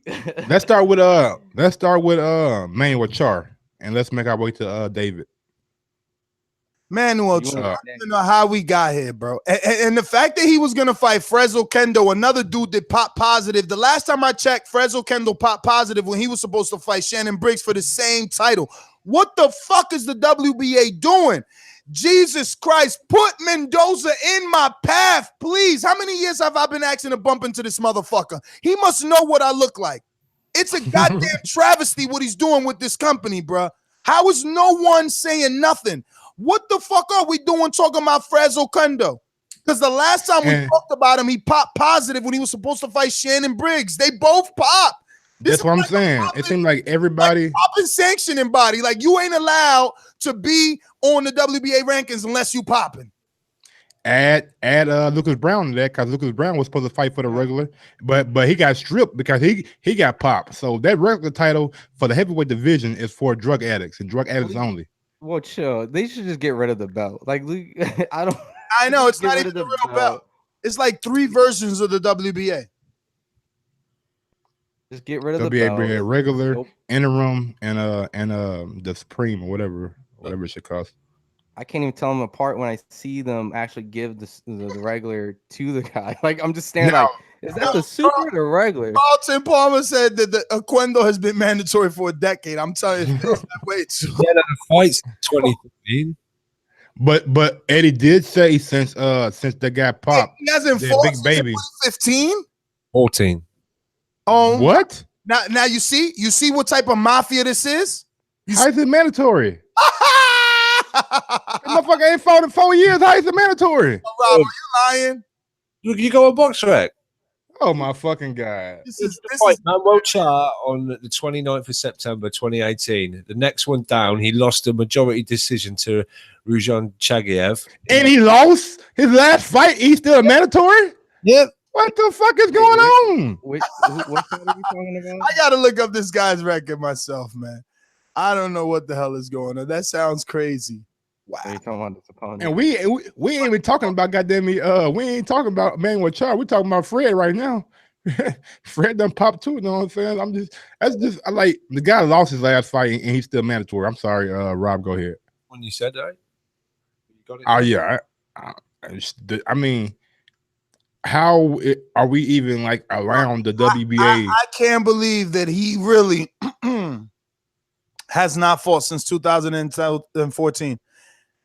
At least he fought Ruslan Chagayev, but he lost. How do you lose and not fight and you're in a man? That guy lost. I'm telling you, Mendoza. There's no way he can justify any of this. That's why he ain't doing interviews. You only do interviews with people that lick his butt, bro. People that ask him whack ass questions, fluff him all day, and he's in the park somewhere. He looked like the Spanish version of Eddie Hearns and shit. Have you ever seen his videos in the park? He's hilarious. Man, I never seen him. Period. Like I wouldn't know him if he fucking popped up and said hey to the show. But back to Mayweather Charr, the person that popped. Do we know what he popped for? I know it was 2 banned substances. Do we know what they were? No, it's just buried in the chat. Hang on. Oh, okay. I'll look it up, but if we really care. I mean, I care because it moves Big Baby into that slot for the mandatory after he fight Bro, but Mayweather Charr hasn't fought since 2017. I'm telling you, it's disrespectful to real boxing fans to talk about this. This is a straight up mafia fight. Dude fought in 12 months. And I believe, well, at least he came off a win to Alexander Ustinov. I'm really talking about the belt because Eddie Hearn said that Big Baby wanted to go for it, and Dillian Whyte had mentioned something to him about it. So if we can get the WBA to make them for the regular title, I think there will be a fight worth watching, and the belt could have some kind of credibility about it. Because right now that belt is not credible. It just looks bad. That everybody who has had it for the last couple of years have been tested for positive for a banned substance. That's not even the real version, though. Like AJ got the real version. This is just like. I mean, Big Baby versus Dillian Whyte. Yeah, I'd love to see that fight, but because it's a WBA regular, who gives a fuck? I'd just rather just see the fight for. I mean, we call Lamont Peterson a division champion, and he got a WBA regular. That's all. And we call Danny Jacobs a former champion, and he had a WBA regular. That's all I'm saying. Oh yeah, you can still get the name of a former champion, but I'm just saying when you see what this regular bout means in the heavyweight division, a guy that was holding it, that's now popped, and his mandatory was going to. Holy shit! Breaking news! Breaking news! How do I even discuss this right here? Because let it flow. In one hand, I got to put myself in this person's position. I mean, obviously I can because I've never been boxing scene. It's huge, right? What do you guys think? Number two most visited boxing site. All right. Let me see. In the chat, what is your thoughts on boxingscene.com? In the chat, whether good or bad, yay or nay, do you frequent boxing scene daily? Rob, do you check boxing scene daily? I see. Absolutely. Yeah. Absolutely. Me too. Boxing scene, world boxing news. Ron disappeared, so we can't even ask him. I think his mic is hot, so he might be able to talk. Ron G. Someone said no, not anymore. Nay, good but too cluttered. Boxing scene is legit. I don't care for it at all. No. Main page. Nay.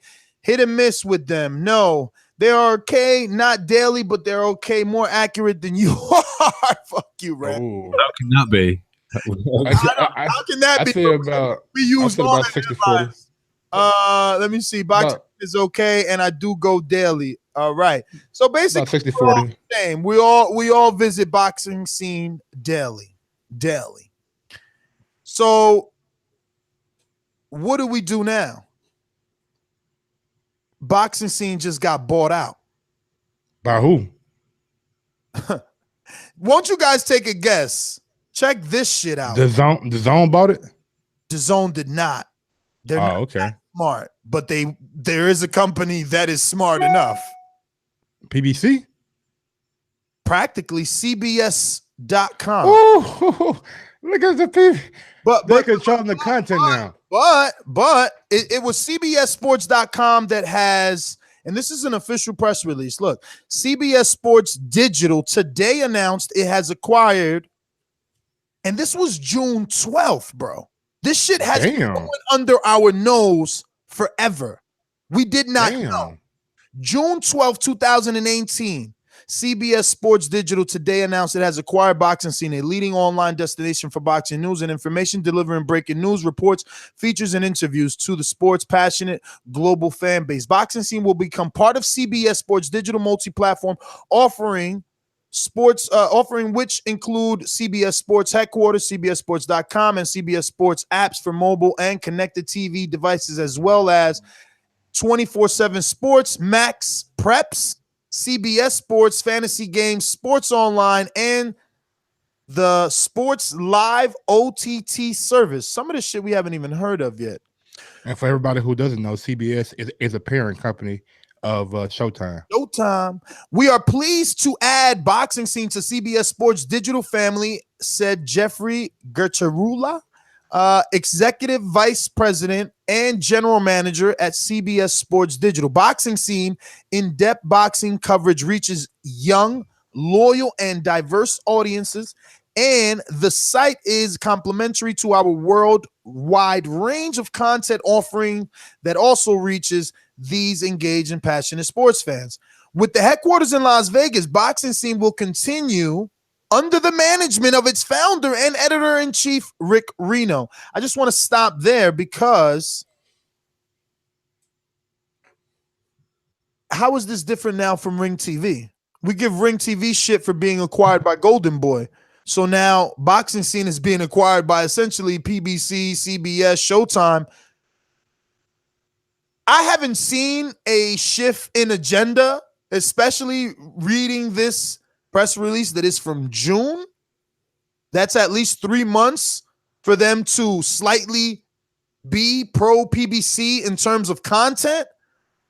I don't see that, but can we assume that obviously if they bought you, it's for a reason, right? Like why else buy them if you're not going to, I guess, I don't know, funnel your brand through one of the biggest boxing websites. Hey, real quick, while you're on that, I put this in the chat that Javante Davis tweeted. So December 1st, I'm fighting. It's lit. Mm-hmm. So he found out. Did he hear Rob say that he was a super middleweight and couldn't make it, Rob? Oh, like 30 minutes ago. Let's go! I'm ready! He's coming for you, baby. I've spurred. I mean, they're all good. You're welcome. One thing that I want to bring up about boxing scene and how CBS kind of acquired it is they left the infrastructure in place with the commander in chief or whatever the guy's name is, Rick, and also they left Keith Idec, the one of the main editors there too. So with that being said, when you keep your infrastructure in place, then maybe the same practices will be practiced and not. And you don't feel because it's the same management, they haven't lost integrity. Yes, but maybe the hierarchy might start funneling ideas down that they might not agree with, and that how business happens. You know what I'm saying? Sometimes you have stuff that you do agree with. Sometimes you have stuff that you don't agree with. I just listen. Have the Dazn apps. That's why I said, like, yo, I don't even know how to feel because, dude, that's a huge buy. I heard rumors of that site getting like 27 million hits per day. Second most popular boxing site around. That was years ago, bro, that I heard those rumors. So imagine like if that was true and what it's at now, boxing at an all-time high. That check was crazy. Okay. I can say, do we got a price point? Do we know how much that was bought for? Nah, I haven't, but I've heard rumors. Old boy got a Lambo. I'm just saying. I mean, I could never justify the Lambo. Like whether it's lease, finance, it don't matter. I can't justify it. Hopefully they paid more than $300,000 for it. For the site? Yeah. Oh yeah. It was a joke. It was a joke. I'm saying he only got a Lambo. I'm saying hopefully they get. Come on, you guys. No, I heard he had the Lambo before. This. You crazy? We might find that Showtime are putting their own stamp on it if the Dazn adverts have gone missing all of a sudden. Apparently, Ron was saying there's adverts for Dazn on boxing scene. Are there? No. BoxRec had Dazn ads. Yeah. Yes, I did see the Dazn ads on BoxRec. I did see, and on YouTube, right? No one noticed them on YouTube? They got a YouTube. Well, I have YouTube Red, so I don't see shit. Yeah, yo, you know what? I just signed up to it this last trip so that for Vegas so that I could watch the fight again on the plane and download the fight, right? And I'm thinking about it though. That's $15 a month. That's more than DAZN, bro. I ain't getting. I know, right? I know that I'm on YouTube a lot, but them ads don't bother me that much. That's what I'm saying. You'll never see Ness in a Lambo. Look, I can't even justify $15 a month. That's a lot. That's a lot. Like iTunes is $10 a month, and I get unlimited music and video. Like what? They bugging. Well, I have a hacked Spotify, so hopefully the feds ain't watching. But I got Tidal. Spotify is not as good as iTunes. You kidding me? Get out. I got Tidal. I got hacked everything, man. I got hacked. You ain't got no hack fucking not DAZN. What we was just talking about. I could get a YouTube one. It's just ugly. It's ugly. I don't like the layout. See, so I don't. Pass it on the mic. Shit, I use that motherfucker. And hold on, and you got to remember. Here's another thing too. It's on everything, on your TVs, all this stuff. It's just nice. I know it is, but I'm first generation iPhone. you know, I've been around that long on this ecosystem, right? So I was always with the, you know, jailbroken phone and all the apps and, you know, not paying for shit, but it's always glitchy. But listen, I eventually grew up and said, I'm just going to pay because I'm frustrating myself. You can't tell me that none of your hack shit is running smoothly. it runs smooth as butter, man. Yeah, what the fuck you talking about, bro? It's I mean, 2018. shoot, you said you first generation, okay? Yeah, You shit. know, You know what I'm saying? I know how to Goddamn run me, this, okay? shit. Let All right. them know, Ron G. I chose to get YouTube Why Red. do you got to take it to the age? You said it. I just said I chose. Like, this is an option. I just, you know what? I ain't that cheap. You know, I got every damn stupid app to watch everything. So it is what it is. I do have the Zone. I mean, we did talk about the druggies, so we ain't gonna go back into it. Fuck it, you know. Y'all want to talk about what Bob Arum said about Showtime and HBO? Yeah, why not? I got the quote right here. You know what I'm saying? He was asked about or Mr. T voice again. I'm Mr. T voice. I'm probably gonna go with my voice. How about that? Yeah, I didn't know. Last time you tried to do a Bob. Oh yeah, but do it. Let me hear it. No, hey, bro. I don't know how you fuck it. He's shy. I think he started off with, "I ain't getting on no plane, fool." No, he was like a reporter asked him if Alvarez and Golovkin would be the last HBO major pay-per-view event. He was like, "What do I know?" I'm saying HBO doesn't belong in boxing. Showtime doesn't belong in boxing. They're entertainment networks, and I think they're beginning to realize that you don't spend money on any entertainment event that opens and closes the same night. You don't spend money, which they don't anymore. That's the key. How many concerts do you see on HBO or Showtime? None. Both of them used to do it. Different philosophy now. Their competition for both is one competitor, and that's Netflix. No schmuck boxing, not ESPN. That's different. So basically what he's saying is shit. HBO and Showtime are not putting money behind their the boxing events, and over at ESPN they're really making a concerted effort to make boxing great again. Sorry about that, MacBook. Necessarily get behind that statement because last I checked, and I'm pretty sure Ron could do a Google search on it.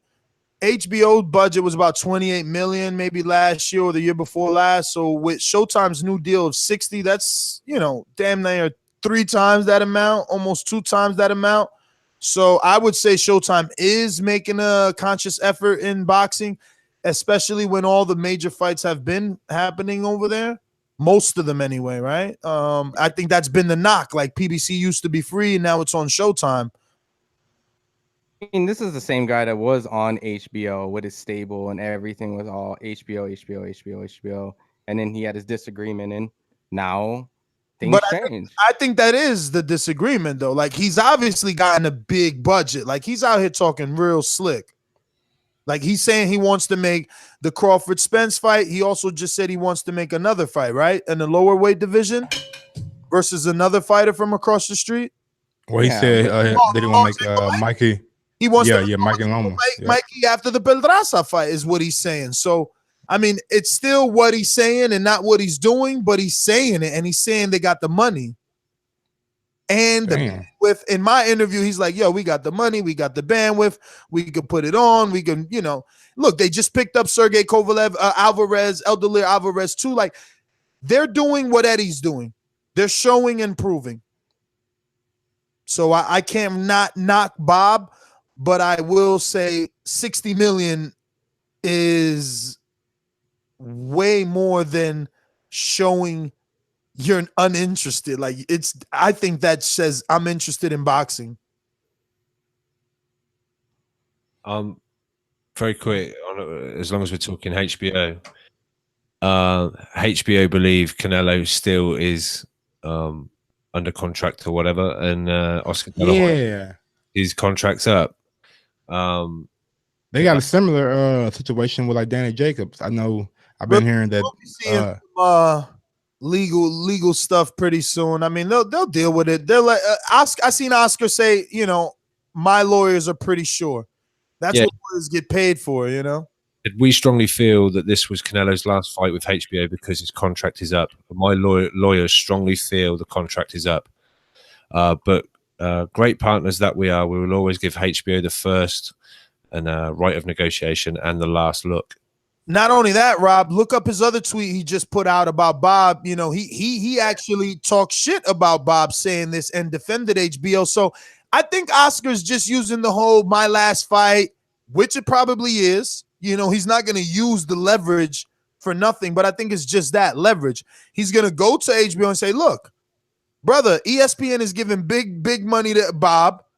Showtime just got a big money. Fox just got big money. Like, how you want me to compete with $28 million that you're giving HBO, and you're not even giving it all to me? Danny Jacobs is getting some of it.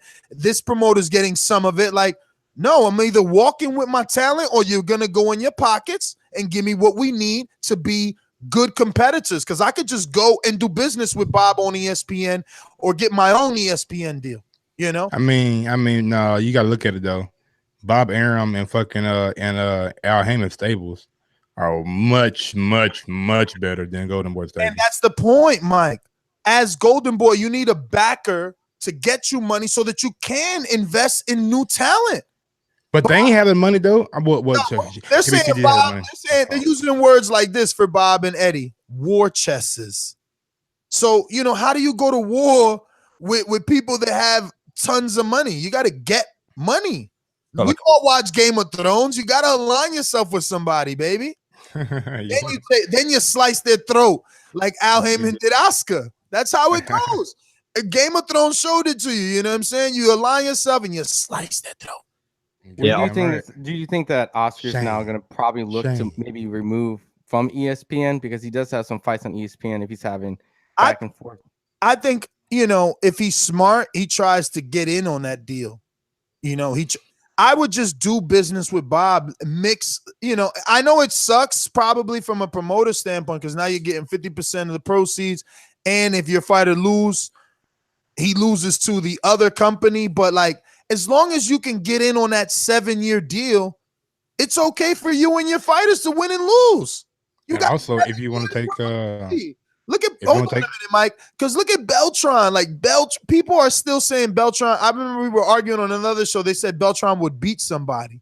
So it's like, dude, if a dude like Beltron that has all those losses is still in arguments and debates about winning fights, 7 years of ESPN, we'll still be talking about Beltron, because fucking Orlando Salido got 13 losses, and we talked about him till maybe 6 months ago.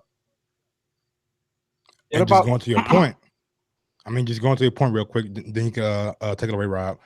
Put Canelo on fucking ESPN. I mean, that's the biggest sports network out here. Canelo will be a much bigger star than he is now. Huge, but they got to get that money because he makes so much money, right? Or at least get it ESPN. You could do an ESPN pay-per-view. Imagine an ESPN pay-per-view.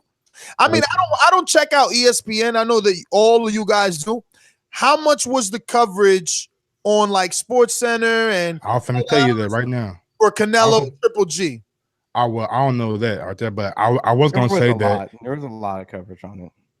ESPN pays like an HBO product that doesn't belong to ESPN, and I just wanted to see were they being fair with the coverage, not just Ron, not just like the .com. I mean your actual television. Yeah, no, they were covering a lot. They had like Stephen A. Smith, you remember Teddy Atlas was screaming, "It was a robbery!" Max Kellerman. No, that's post. You're talking about prior to it? Yes, pre. Was it on Sports Center? Was it on First Take? Was it the talk of ESPN?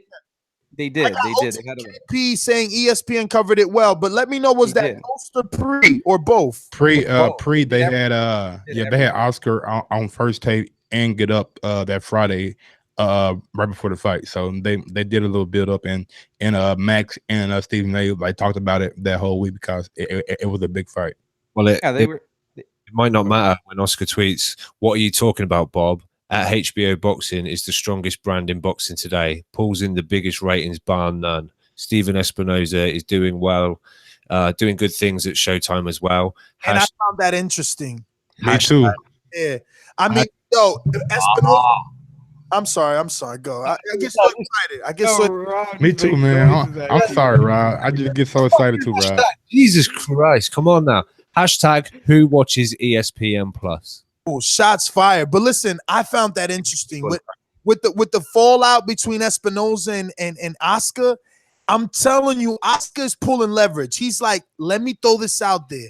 No one would ever think I'll come back to fucking Espinoza, but could he entertain an offer?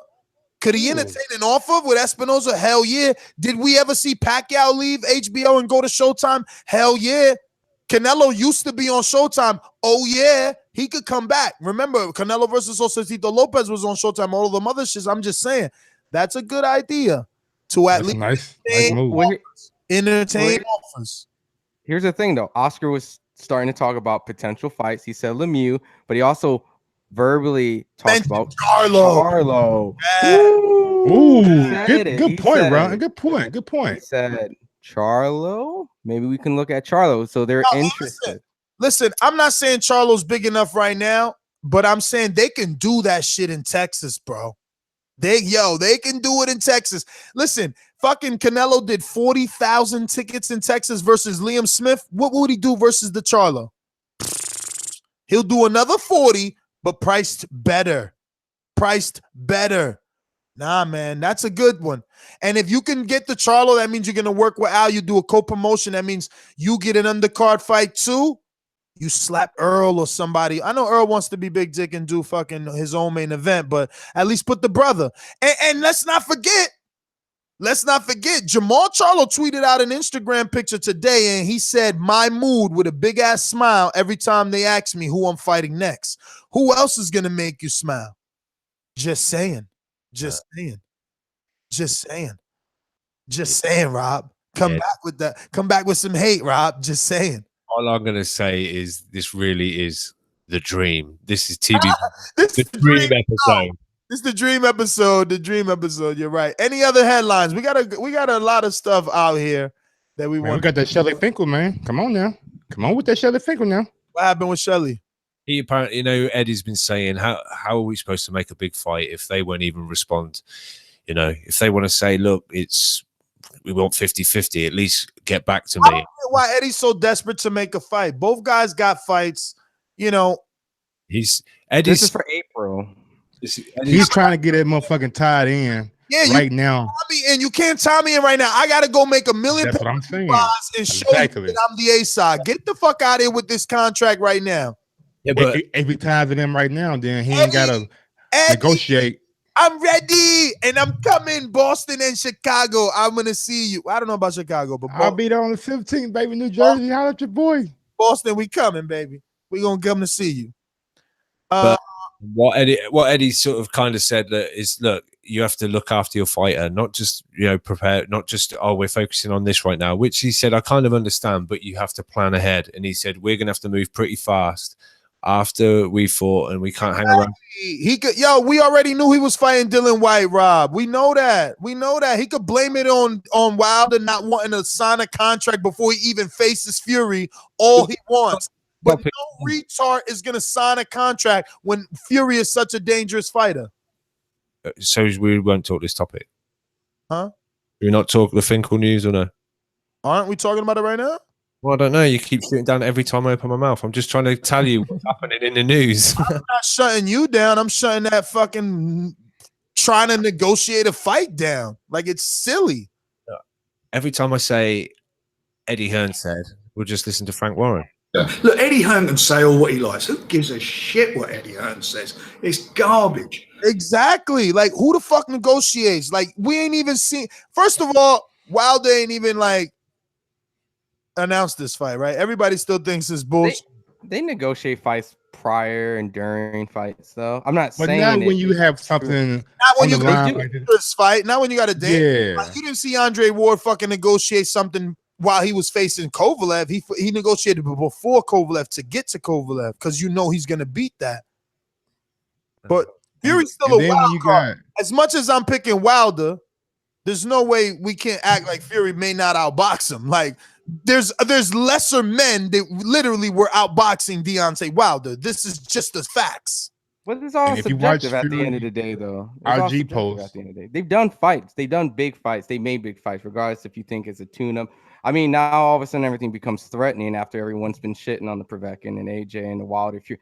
I'm entertained, but a lot of people think Wilder's going to crush Fury. A lot of people think Joshua's going to win, and there's always possibility. A lot of people thought Vladimir was going to crush Fury. Hell yeah, I'm telling you, man, that fucking gypsy, bro. The way he's been looking, and like just his whole like morale and his whole like body language, like on his IG and just everything he posted just looks so positive, and he just like looks like he's ready, you know what I'm saying, to fucking do battle. I get it, but I'm just shooting out the idea that it has happened, will continue to happen. I mean, we were trying to do the Dillian Whyte and Anthony Joshua thing, and now everyone feeling that Dillian Whyte or Wilder's ducking Dillian Whyte at this point. I'm just saying it does happen, happens many times, regardless if it's a dangerous fight or not. I mean, you get fighters come out after fights. It just can happen. I don't think it's strange that they're. But why do you negotiate before you do a pay-per-view to where you can possibly take over being the A side? Makes no sense to negotiate or having analytics on how many pay-per-views you sold. It just makes. I'm not saying it. It makes perfect sense, but it happens many times. I've never seen that. Name one time. Fuck that. Name one time a pay-per-view fighter didn't fight his pay-per-view, but negotiated a second big fight. What are you talking about? Like, you're saying the fact that if he had a big pay-per-view fight already, yes, situated, and then you're saying another time where they were already preparing for the next pay-per-view bout? No, he's got a pay-per-view. Name the fighter who had a pay-per-view lined up and also simultaneously negotiated the other pay-per-view fight with another fighter. Man, get out of it. That's never happened. Name it. I don't know it. Name it. I'm gonna find you. Oh, go ahead. Just saying, like don't challenge Ron. Don't challenge Ron. That's what he's here for. What'd you say, Rob? I can't remember. Carry on. Man, come on, man. Get some balls, baby. Let's go. Say what you got to say. UK Rap TVV in this bitch.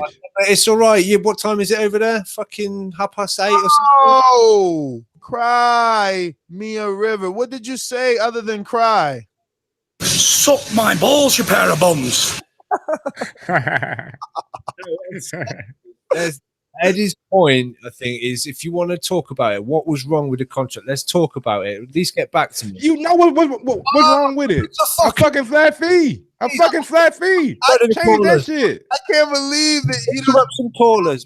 Eddie knows what's wrong with it. It's a goddamn contract. I'm just trying to fucking tell people the news. Why are you coming at me? Rob, I'm coming at Eddie. Coming at Eddie, bitch ass. You just follow them fake ass comments. Rob, you just think because you're the UK guy, you got to take all the UK hate, and no one's. You're just reading. Emotional. Why you emotional? Why you emotional? You are emotional. Finish my sentence. Aww. Yeah. Oh, right. Because if they don't sort of get it lined up quickly enough, it'll be a mandatory is called, and then it'll be, oh, we're back in the same situation. Mandatory. AJ's ducked Wilder again and all that. Mandatory.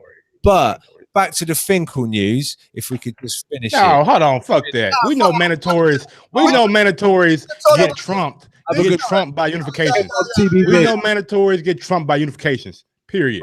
Why you even bring it up? Fuck getting trumped. Pay like you weigh. Pay that fucking mandatory to take a walk. Tell that mandatory to take a walk and pay like you weigh, man. All this shit is excuses. Eddie saying preordained excuses. We all knew he wants Dillian Whyte for April. And anybody that fucking thinks otherwise, you're just a retard, man. I don't care. I'm not afraid to say it. I don't care. Terminated. There's no reason for you to be fucking negotiating Deontay Wilder right now when Deontay and Fury got to see the outcome and the numbers of that fight. And that's how AJ gets so much hate, because Eddie Hearn makes it so difficult for a fucking fight to happen that a lot of fans take their frustration with Eddie Hearn out on AJ. And I'm an AJ fucking fan. Like I'm a big AJ fan, just not against Wilder. Same thing for Spence. I'm a big Spence fan, just not against Crawford. One, you'd hear what Eddie actually said. Man, I watched the interview. Hell, I seen the interview too, Rob. Hell, you ain't the only person got YouTube. Nah, but all I'm saying is, if till this last couple of days or whenever it was he said it, they haven't even responded. to anything. So Eddie's saying, if you want to talk about it, let's talk about it. That's all I'm trying to fucking get across. I understand that, Rob. I understand it totally. Now, Finkel has responded and said, make a real offer. That's what I'm saying right there. Make a real offer. So if you hadn't have interrupted me 70,000 fucking times, we would have already finished this by now. You're just 7,001.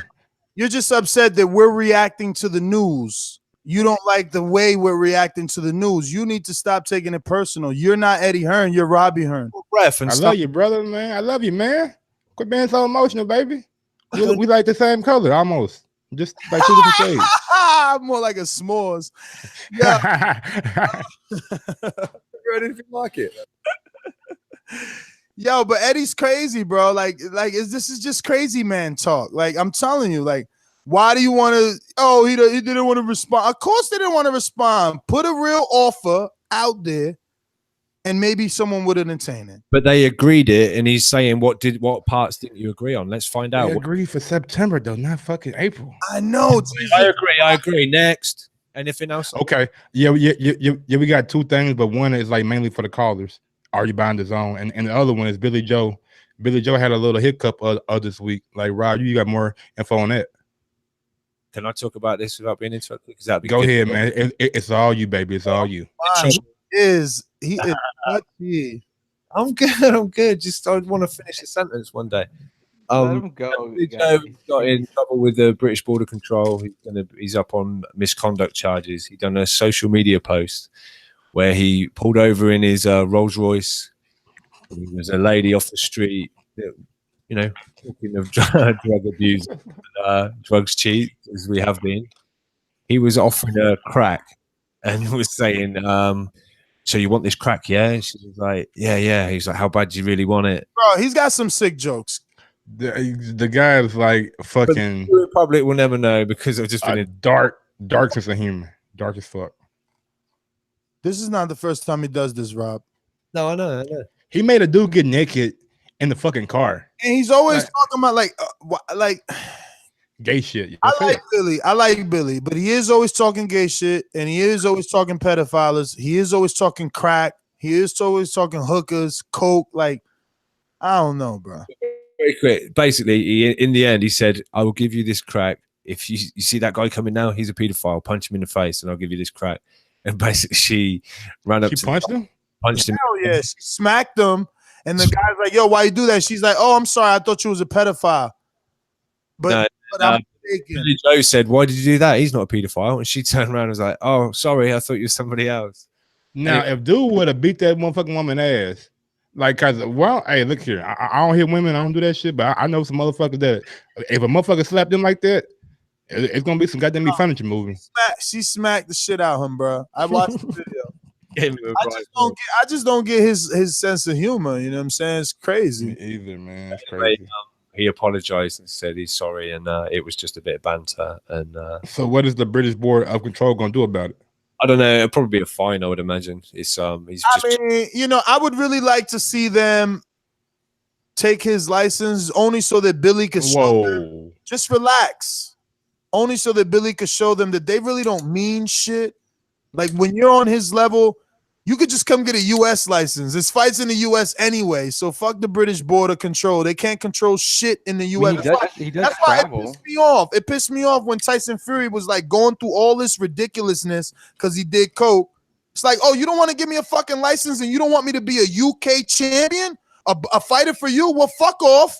I'll go fucking train in Miami and get a license out there. Like, yo, British Board, like, all right, this is one time when they can interfere, you know, but they put their nose in every fucking thing. I'm just saying they're extra strict. This is okay. This is an instance where they can get involved, but they extend their reach far too much. They get in everybody's fucking business. Please, you can't say shit. Like, literally, you can't say shit. Sometimes they want to find you. Like, it's crazy. Real quick before we get to the callers, if you're listening on YouTube, smash that thumbs up button. It helps with the visibility of the show. And if you're listening on iTunes, go ahead and leave us a 5-star review. That really helps with the visibility and the the outgoingness of the show, so we can reach more and more people. Also, if you really like what you hear, go over to Patreon/ThaBoxingVoice and sign up.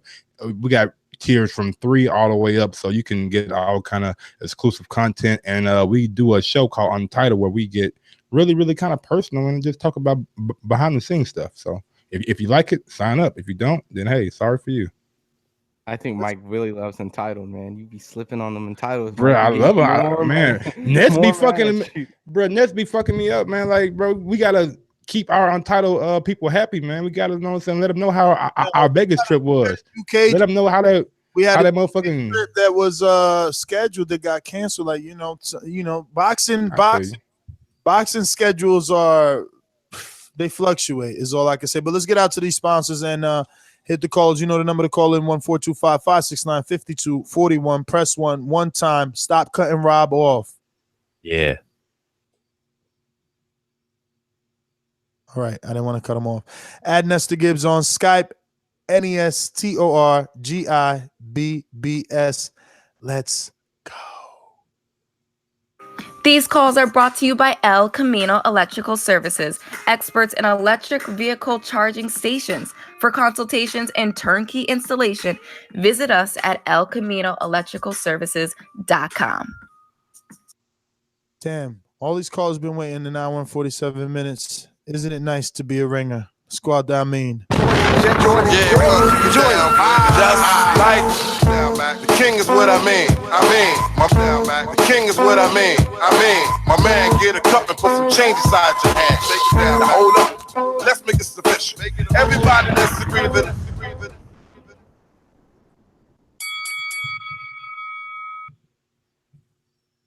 Damn, it feels good to be a ringer, fellas. What's going on, big homie? Stuck between munchies. Oh, man, I'm good, man. Mike, I got to be honest, man. Clear up my voice. I'm somewhere stuck between the munchies and thinking like, I don't know if anybody said it, like, are PBC or Showtime, are they trying to launch an app? Maybe Floyd's trying to come back and I'm not, I'm definitely not, I feel like I'm very objective about it. Are they trying to launch some sort of app? Is that the reason why, maybe perhaps he's jumping out there like that? I know somebody mentioned maybe gambling, I mean, of course, even if I had it, I'm just from like Ness said, I couldn't get the land, but I just, that kind of money, I'm like, 18 mil on the watch, shit like that. But if they're launching an app, PBC, Showtime, they just picked up this, media company. I don't know. Maybe they're trying to jump out there. Maybe it's marketing. So on that note, whatever. I gotta pick Joshua over Povetkin, but I mean, DAZN. I'm not fucking with DAZN. I'm not fucking with it. This fight is not gonna make me get no fucking DAZN. But wait. Let me give them some free publicity. Come on, I mean, as a boxing fan, you could sign up this time. You could wait actually till Saturday so that you will be able to watch this fight with Anthony Joshua and Povetkin, Billy Joe Saunders and Demetrius Andrade, fucking Vargas card, and Big Baby, Adamic, and whatever else they put in that 30 days, dog, for free. And also, man, fucking Ak and Barack are doing their fucking thing. Yeah, Ak and Barack doing their thing. Bro, they are, bro. They are. I'm telling you, bro. If y'all ain't been on the zone and seen. And they're not being biased. Like they got Spence on DAZN. They got fucking Sean Porter on DAZN. Sean Porter on DAZN. Like they're out there as DAZN experts and journalists sometimes. And they keeping it, man. Like they keeping it 100. If you know what, all the way 100. I mean, I ain't saying like I was like we got the best heavyweights. Like whoa, no. I ain't saying like that. I'm saying they keeping it like of the culture. Like they ain't conforming to anything. They wearing they're being themselves. Yeah, I like, man, everything about it I like. They got their t-shirts on, their fedoras, like they ain't. I mean, I think we're gonna see them in suits. I seen some content where they was like getting suited up in London at a shop, but I don't know. We took a lot of your time. Good. I mean, I'm sorry. Rob. Yes. What do you think about it, Rob? Say again? What do you think about it, Rob? There's cutting you off. You sign up for free now. You get I think it's 14 fights. I think they said that at the press conference today. Sign up for it. But what do I think? Does he mean Joshua Povetkin? Joshua. He means, what do you think about the zone? Yeah, I don't get it because obviously I'm not in America, but I've seen stuff people have posted and Dazn have shared it on their social media. I think it looks really good, quite user friendly. It looks to me. Wait, Rob, you won't get. I thought whatever the zone puts on, you guys get it on Sky. Yeah, we're not getting Arum Barak or anything like that. Oh shit! So you get the World Series boxing or nothing either? That's the super. Yeah, we'll get pay for all that. They have to pay for all that. That's no, the World Boxing Series be on ITV. Let him talk. You cut her off first. World Boxing Super Series, I think, is looking like it's going to be on ITV for us. So we'll be getting some ITV pay-per-views and shit. So, honestly, I think you guys are getting a good deal. Whether you guys are going to grow into enjoying some of the UK fighters, I'm gonna get it, bro. Because World Boxing Super, we didn't get that the last time, and I need to watch it. Yeah, and Regis is fighting in the World Boxing, so I gotta get it. Interested in Taylor too. Like I wanna see, is Taylor gonna be everything or is Ryan Martin? I want to see a Ryan Martin fight. Can Ryan Martin upset the fucking apple cart and beat Josh Taylor the first fight? If anything, it's a big ass. I got a hack for you, Rob. You probably could watch it over there from over here with a hack from Ron. You never know. Which is good is their YouTube channel isn't geo-blocked, so I think the Sean Porter one's up on the YouTube channel. The Dazn.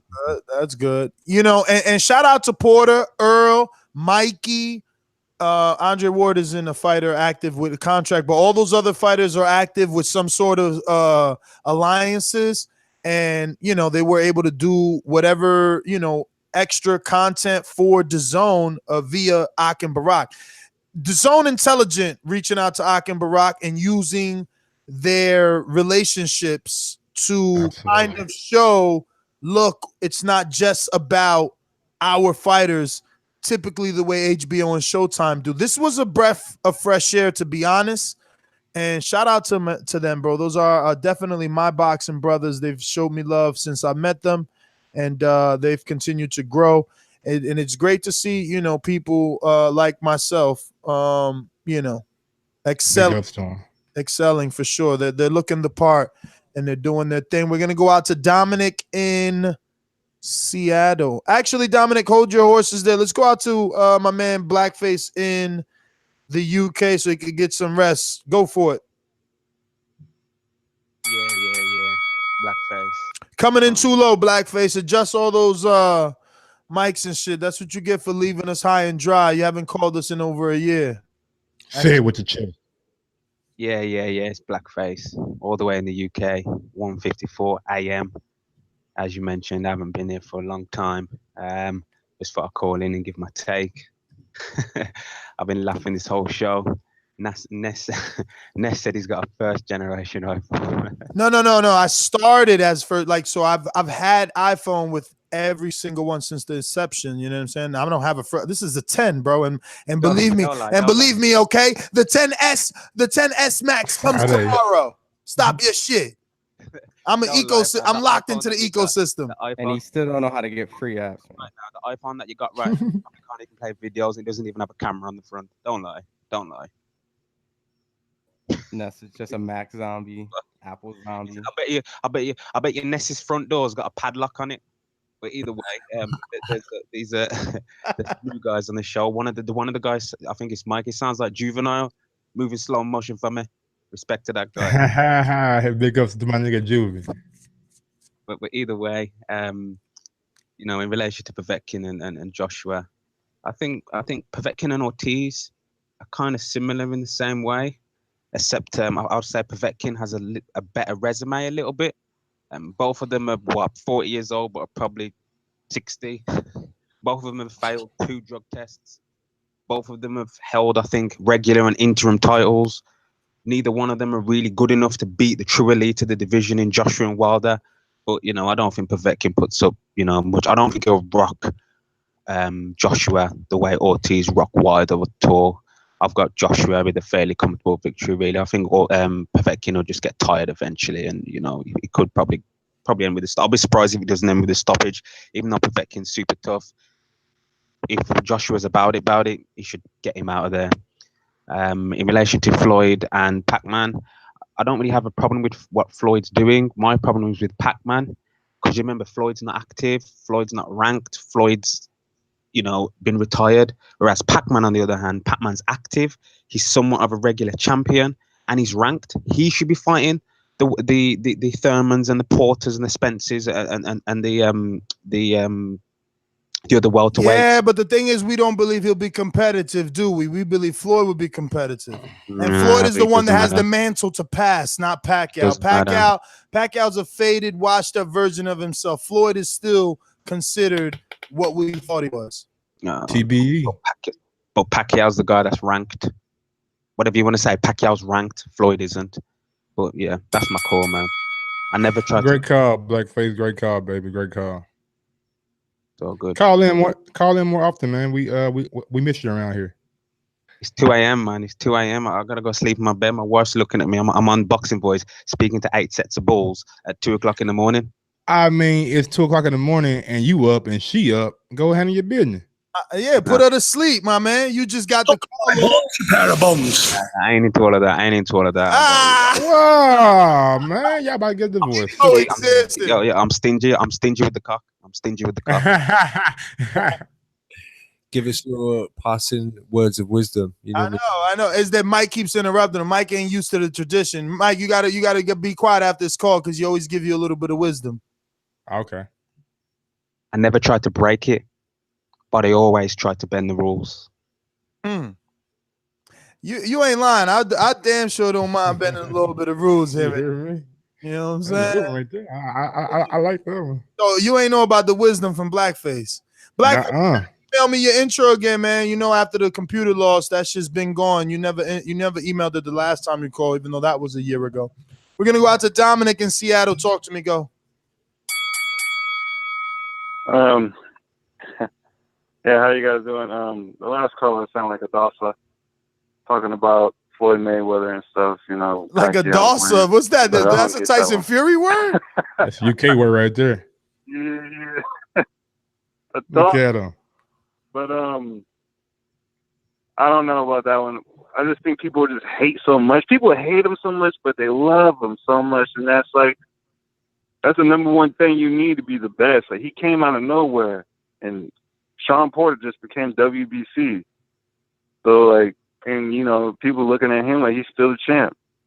I think no one can knock his style, unless Maidana came back and lost all that weight. But I'm looking forward to the fight on Dazn. I'm not going to get the app. I respect, you know, you guys trying to promote because you guys want to get them interviews, but fuck no. The way they treated Deontay Wilder. Get those interviews? Well, yo, that sounds like some dumb shit, first of all. But the fights. It's the fight. That's what it's all about. And you know, all that stuff. You don't want to knock somebody because he's No. When it first came out, we was shitting on it. It's not about knocking somebody. It's about not fucking being on my computer like a weirdo looking for links that got pop-ups. What are you talking about? You finally get to watch the fights on a real stream on your television. Like, what are you talking about? I don't even know. Like after the match, that's just hella early in the morning over here. Like, you know, like I'm not trying to watch a fight. Like, come on, all right, it's on demand. It's on demand, bro. But still, though, it's still hella early, man. So you rather watch it? You rather watch it at the time you want on YouTube at fucking 360p on some bullshit stream from with some pixel and shit. With some fucking dickhead commentating shit you never even comprehended before in your life. Like, you guys are fucking. You're taking it to the heart. Boxers looking like Gumby and shit. I'm not taking it to. I'm just don't understand boxing fans. Like, boxing fans are retarded. It's like we want something, and then when they give it to us, now you know I don't want it anymore. It's $250 a week. They treat fuck the zone. I'm not gonna get it. I'll fuck with Showtime and shit like that, and ESPN. So now we game banging for motherfucking networks? Yeah. That's how I go. He repping his Showtime. Boxing was boxing. He repping his Showtime flag. They repping the zone. They must be giving you a check. They must be. Bro. I thought boxing was boxing, man. Anytime boxing's on, I'm trying to go watch it. You know what's the check they giving me? That they answer my fucking prayers. For the last 9 years, I've been asking to watch they shit without having to get pop-ups and dumbass streams and waiting the next day and going through YouTube and send me a link. Real. Do you really want to see? Man, you ain't real. You ain't real. You ain't real. You ain't real if you saying that. Get out of here. You ain't no fucking boxing fan. Beat it. The fuck out of it. What the fuck you mean you don't want to watch AJ versus Povetkin? Like this is That's some what I'm fucking saying. fight. Said it's The motherfucker got 3 belts. Shit, he a fucking heavyweight champ. Got 3 belts. Fucking Mikey Garcia versus Elio Rojas, bro. Like you guys are bugging, man. Said it's because of how they treated Deontay Wilder. Man, he's lying. How they treat him? Bro. He's lying. This ain't no wild. What the zone do to Wilder? It's because it's Eddie Hearn, right? I'm like he said because of what the zone did to Wilder. What the fuck did the zone do to Wilder? Did they try to offer him a check? Some shit. I bet. That's the most ridiculous shit I ever heard. I ain't buying it because of what they did to. Look at this other one, Bayside Boxing. Call it was spot on. I mean, you guys got to be the weirdest pair of zombies I've ever met. And go back to the comment and saying like you're trying to get DAZN interviews. Like they don't understand how interviews and the whole process works. They want people to interview them. It's not like we're out here seeking attention and begging for them.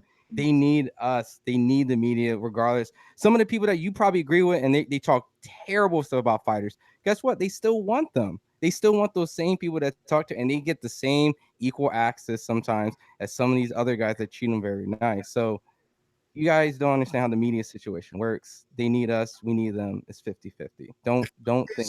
It just, I mean, look, nothing in what he makes, nothing that he, I mean, look, just the fact that I get the World Boxing Super Series, bro. They got me. They got me with that. Like, whatever. Troy, Baltimore, holla at us.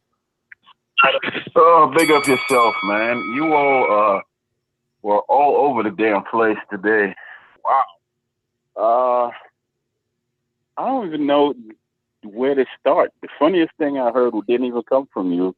Came from 2 callers ago where the guy says, now I have to explain to my wife why I'm on the phone with 4 sets of balls. 8 sets of balls. What was he said? Troy, you still there? Oh, shit. Damn, Troy got that motherfucking Metro PCS. Troy? Troy got stuck with balls in his mouth. Oh, damn. That was the last thing he said. Call back in, Troy. Call back in. Let's see. NO, you there? Oh, shit. NO, talk your shit. We might have lost a connection. Let's see. Well, in the meantime, till we reconnect. Question though, when people call in, I'm just curious if you guys are picking against AJ. If anyone does pick it, I just want to hear their perspective. The only reason that I even brought it up, because I just think that the best chance that Povetkin has is between 1 through 6, maybe 1 through 4. After 4 rounds, I don't see him knocking out AJ. I just don't. Nah. And that's why I was willing to put like 10, 15 bucks on it. You know what I'm saying? That's about it. So Cass put a super chat and he goes, you can't, oops, it's so fast. You can't get mad if someone is offering a product that no one wants to buy. Get a better product, better fighters relevant to American market. So you're gonna. I mean, it's not about Gray, who you all think is gonna win it. I don't know. I just think 3 months in, it was already set that a lot of you guys are not gonna buy it. A lot of those guys don't buy it anyway. They stream shit all day, every day. You're mad, depressed right now because he's like, oh. No, that's how everyone is. I'm not fucking buying it. Fucking Eddie Hearn. Fuck Eddie Hearn. That's all I see on fucking social media all day. It's fucking boring. That wanker. No, but you're just starting this, bro. What do you think PBC went through? No one liked PBC. They still don't. Eddie, I'm fighting everyone's battle. Like, and we all know that like when change comes, people are adverse to it at first because people don't like change. But after a while, they get into a groove and they start, okay, let me check out the song. Oh, Akim Barak. Oh, good fights. I mean, it is what it is. You gotta hear it. You know what? That's the boxing scenes, the ESPNs. They're still gonna cover the fights. So it's up to Eddie now to make good fights so that they get covered and it spreads the word. I mean, one thing that I do think that they dropped the ball is they only had one good signing for like the commentating team. I think Sugar Ray was a good signing. Everybody else, I'm not quite sure about. Well, we'll have to see. We haven't heard them yet. But, I mean, it's a lot Brian, better than one of the commentators that was on that Mir Khan. Oh my goodness. oh my God. That was bad. That Shut was up bad forever, you two guys. You guys were horrible. I don't even like But- the fucking Ray Leonard signing. Like we did that already with PBC, and he the dudes are old. No one's I know. old guys. Like get the fuck I out. was just trying to be respectful. But Brian Kenny, I'm not a big fan of his. LZ Granderson doesn't really. I don't think so. I don't think he really knows boxing that much. He's mainly was on Sports Nation and talking about basketball and football a lot. So I don't know how much he knows about boxing. And I forgot the other person's name. Chris Mannix. Yeah, Chris Mannix. Now, Chris Mannix is a guy that I somewhat sometimes respect and agree with, and he has a somewhat of a track record in boxing. But still, man, guys should pick up some of these people off. Chris Mannix is actually double dipping. He's fucking working on ESPN. Plus. Yep. They should have got Paulie. They should have got Paulie Malignaggi. Nah, Paulie signed in fucking Showtime. Yeah, he comes on Showtime. But Chris was able to double dip, you know. But Paulie is over. Paulie is over calling the fight for the Sky broadcast this weekend, so he is kind of double dipping. The reason why I'm thinking that. And Sergio Mora, he'd be doing undercards as well, I think. Yeah, I did see that. He posted something like that. Like he was happy about that. Yeah. And Dazn, if it's smart, just fucking have the fucking UK commentating team. They do an excellent job. Adam Smith, Carl Froch, and fucking Paulie. No. Bro, y'all got like fucked up. No, Adam Smith, Super biased. Adam Smith. Oh my God, get US commentators. And then he's got that man. AJ. They have to knock him out. Let's get out. Rob, if we had a US app that over in the UK, wouldn't you like to have UK commentators for that? Not if they fucking suck. No. Look, you can get good people. What's going on? They did. They didn't good. That's what they didn't do. Mike, it's a US market they're trying to enter, and you're gonna bring UK commentators. But imagine, I don't know. Adam Smith is pretty good. Thank you. The passion, man. Did you hear that passion? The only person that gives me that kind of passion is what's the guy's name? Mauro Ronaldo. He comes with it. Everybody else, man. Adam Smith. We got it. We hit it on the head. He likes projected voices. That's what I like people that fucking are into what they're doing. You like pretty fake much. Voices. You like fake voices. You like somebody like. Yeah. I like you. Nick. You're right. You're right. I like Ness. I like Ness, man. Hey. You know what? Fuck that. I was back there and I was doing that shit. I love Ness, man. Nah, you Putting the fuck was that? Look, US Vernon Mac. commentators. Vernon Mac. Shout out. All right. Dude stole my shit. He stole my shit, man. Business. Let's keep it real, Mike. What you like in probably the most business sense. You get US commentators. That's why they're trying to get the football commentators, because that's the voice they're used to. It didn't really work for them here, but this shit ain't gonna work again. This shit gonna be flop. I would like personally. I'd rather have the motherfucking fucking Breakfast Club calling a goddamn fight than those motherfuckers. Oh, at least I know I'm gonna be entertained and shit. Mike is all over the place. He want UK commentators. Now he wants Shorty God calling the fight. Make it out. Call the fight, Charlotte, man. Fuck it. You'll be better than fucking Ray Leonard. At least I know I'll be laughing. Yo, I have sad news. I cannot reconnect to Block Talk. No clue what's going on. No callers, man. Oh my god, I love you. Hey, call on Skype. Do your thing. Only UK callers. I've logged in. I'm just stuck. I'm stuck in login mode. You know what I'm saying? So like, Robbie Hearn got lucky, boy, and was finna come for your ass. Yeah, there's a lot of people there too. But you guys could call in on Skype. I've been pushing Skype since the existence. Like, it's the more reliable thing, but you know, people are hard-headed. What can we too? Huh? Better quality as well. Absolutely. Yes, sir. Way clearer. You might get NO on Skype, and he'll be like, "Good morning, TBV. How are you?" Oh my That god. would be hilarious, right? He sounds totally different. But yeah. Damn. So all right, I'm picking AJ. I'm gonna go safety. Well, wait, he got the stoppage over Takam, but it was a fakie. And then he got the UD. He's this guy is pretty little too. But again, Bruce did bet decision.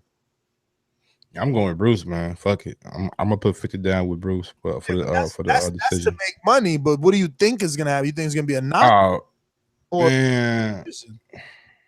I think I'm just gonna go AJ for the win, man. That picking the round, all that it's just so too difficult, man. You never know what's gonna happen. AJ Price.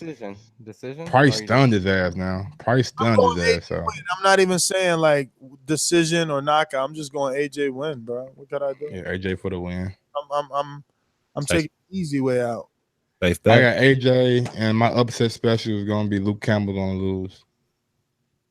Luke Campbell gonna lose. Just feeling in your heart. You have seen his opponent fight? Nah, he just lost to him already, and sometimes people just have your card. Yo, shout out to ESPN. They got Joshua on the cover of the .com. So maybe some people will find out how to find the zone. I mean, listen, we got to talk about this little Oklahoma Showtime Showbox tomorrow. I want no one to miss the opening bout. Wesley Ferreira. I don't know if I'm pronouncing that right because it almost sounds Spanish. I'm pretty sure he's not Spanish. Let's get Jeffrey on that. Ferreira. Wesley Ferrer. He's going to be taking on Steven Ortiz. Steven Ortiz is trained by Chino, which is Rivas. What's his name? Is it Raul Chino Chivas, right? Some shit like that. Sorry, we call him Chino. He's also the trainer of Tevin Farmer, Jason Sosa, Steven Ortiz, Thomas Lamana. Who else is training over there? He's got a few undefeated, prospects. Check out Steven, Philadelphia. He's nice, bro. I watched him spar. We'll see what happens, as he's stepping up. But this is Battle of the Undefeated. That's the opening bout on Showbox. Then you got what division? That is lightweights. 135. Follow him on Instagram too. Pretty cool. Then you got Irving Gonzalez Jr. versus Carlos Ramos. Never heard of those guys. In the main event, I never heard of these guys. These are John Fernandez versus O'Shaquille Foster. I never heard of these guys. I don't know. And I'm sure someone's saying the same thing about Steven Ortiz. I just know Ortiz because he's in the Philadelphia area and we frequent it because we cover fighters. You know what I'm saying? But yeah, I'm guessing Devin Haney's next Friday. Then I thought it was this Friday, but it's next Friday. Okay. Yeah, I don't see Devin Haney on this card, but this is a big card. George Aries is on here.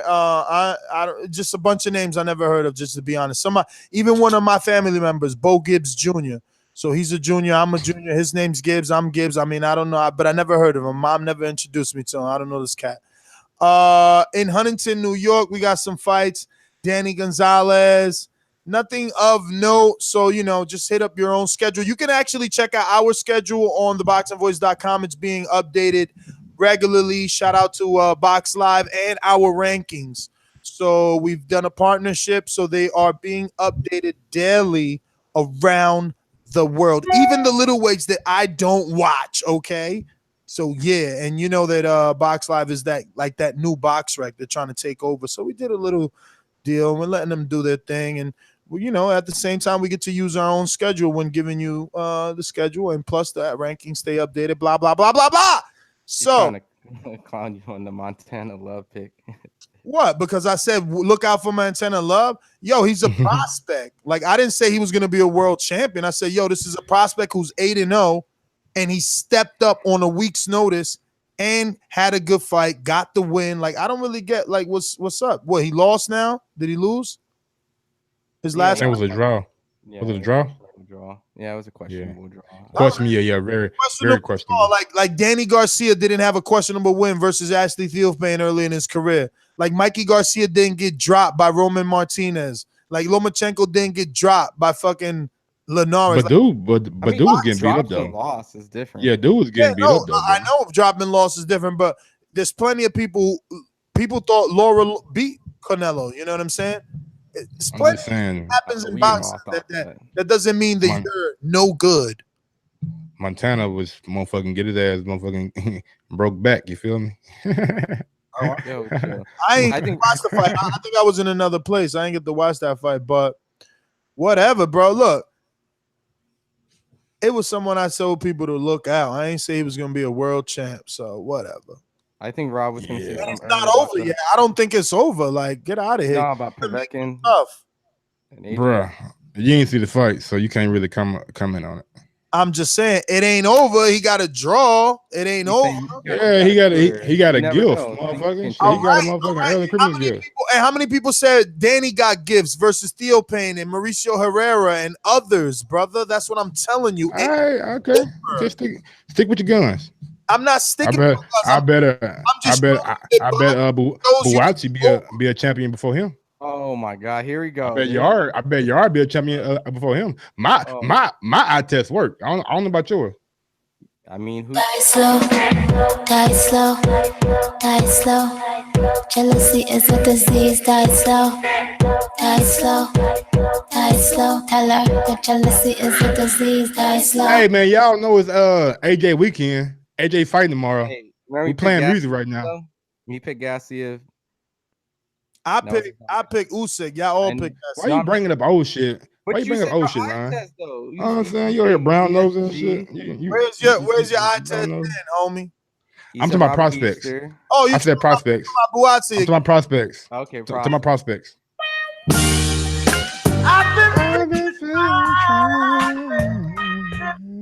only talk about certain fighters, homie. I talk about the prospects that I think are gonna be good. We'll see. I mean, whenever your man steps it up, we'll see. But let's go down the line. I'm just trying to get through all the fights. Make sure that we're not missing anything in Ontario, California. Some other fights happening, but I see nothing of note that I know anyway. Michael Dutchover versus Luis Alberto Lopez. Nah, I never heard of none of these guys. Bro, you either gonna watch the zone or you don't. That's it. I'm just trying to see if there's anything out there for Dominic in Seattle who chooses not to get free month of DAZN because he's saying fuck Eddie. Fuck Eddie. Yeah, but there really is. We got a super chat. Las Vegas. There's a Las Vegas Mayweather Promotions Facebook card. Facebook stream only. Lionel Thompson, Derek versus Derek Finley, Xavier Martinez versus Oscar Bravado. I never heard of any of these dudes. Someone says Kevin Newman's fighting this week. He is. Kevin Newman, okay.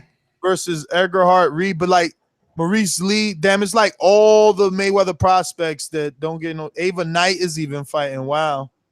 We got a super chat from Dom Christoph. AJ versus Povetkin, all 4 needles in one man at day's end. What? I don't know. But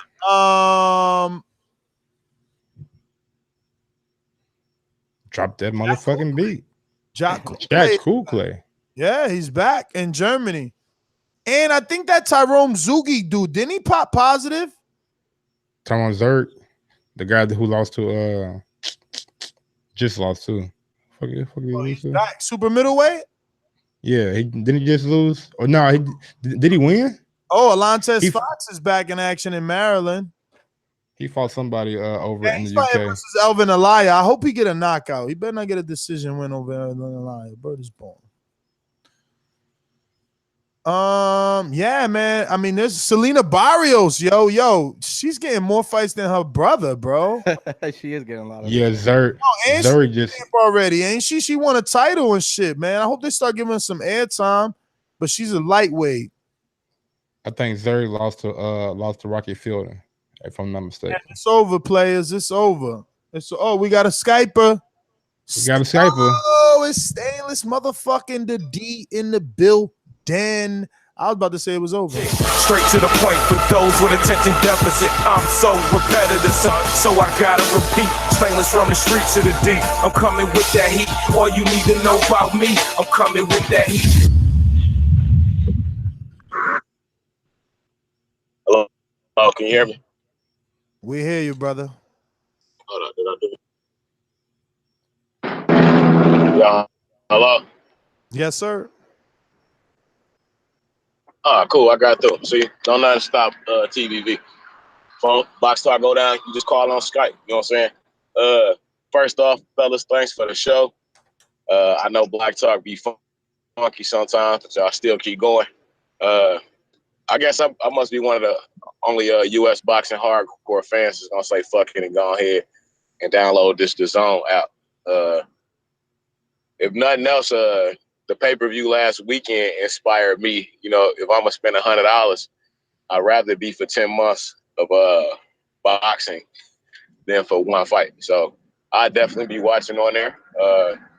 I'm working some weird hours this weekend, so you know what I'm saying, I might have to just stream it while I'm at work anyway. So I'm saying I like to say Joshua will win by knockout, but I haven't really seen him much in his new slim down physique, so I don't really know what he's bringing to the table as far as power. And Povetkin has a lot of skill, but I'm still gonna go ahead and pick Joshua for the KO. If not, unified decision.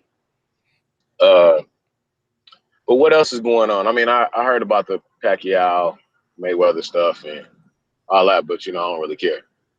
So what other topics y'all got? Well, we did speak of the Wilder Fury Dream pay-per-view undercard that was released by Lance Pugmire, where there's reporting that is a possibility that Tank Davis versus Abner Mars is on the undercard and Gary Russell versus Leo Santa Cruz. That's nice right there, man. I would pay for that if I didn't just say fuck it and go to the fight. That sounds good though, man. You know me, man. I'm always speaking from the boxing heart. So, you know what I'm saying? I gotta say, I hope that this initial reaction of resistance with the zone is just initial resistance. I mean, the initial reaction to change is resistance. So it's not surprising to see. But as boxing fans, like, we are the fan base. So if we don't watch and we don't subscribe, then it's us that's losing out, not just on these fights, but the opportunity to see more fights or have other streaming apps or multimedia cable channels with millions and billions of dollars to spend to think about investing in it. So boxing right now can only go as far as we take it. I'm not an Eddie Hearn fan, but I am, like the dude's doing what he said he was going to do. He might not be the #1 promoter in the U.S. right now, but he's working on it. But as far as the Wilder, Eddie Hearn made it known that he's the best promoter in the world. Bro. He did an interview. Okay. I mean, if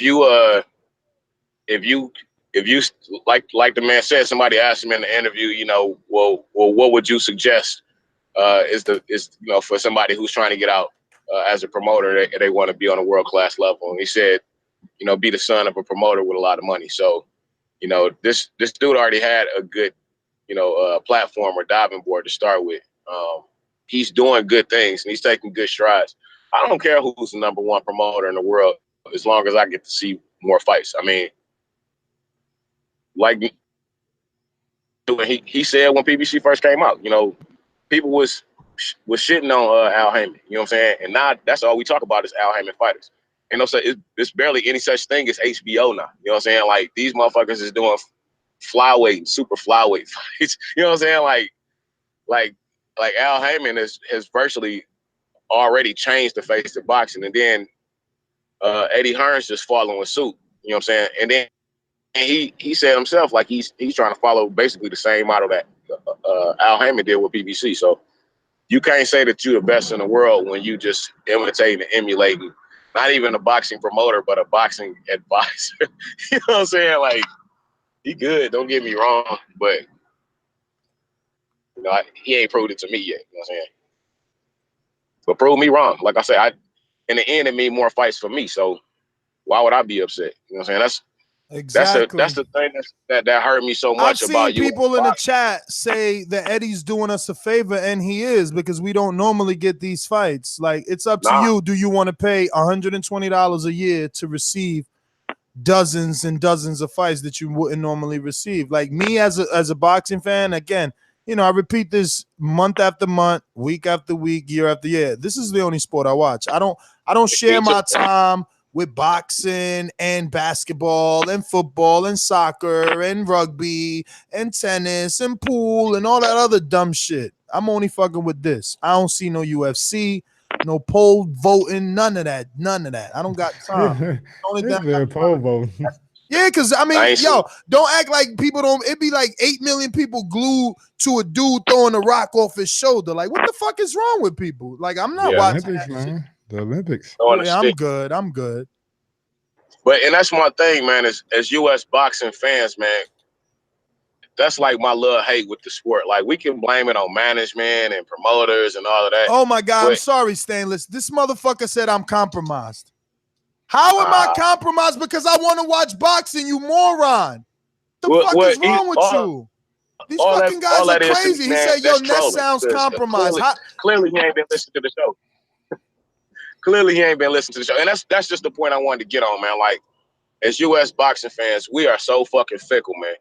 You know what I'm saying? NBA ain't got no problem with motherfuckers watching their sport. You know what I'm saying? Like, NFL ain't got them problem. Like, fans talk about how soft football has gotten over the years, but ticket sales ain't went down. You know what I'm saying? But we can't even, like, we mad because we got more fights and don't even want to support that shit. You know what I'm saying? Like, yeah, Joshua Povetkin, not the fight that I want to see, but it is a fight that could shake up the heavyweight game and a positioning. You know what I'm saying? Like, I'm excited to be able to see Andre fight Saunders, you know what I'm saying, next month. Like, I'm excited because I get to see not just more boxing matches, but he's actually putting together some decent cards, you know what I'm saying, and working to put together better cards. Like, I'm always, like I said, I'm not an Eddie Hearn fan, but I support him, you know what I'm saying, because he support boxing.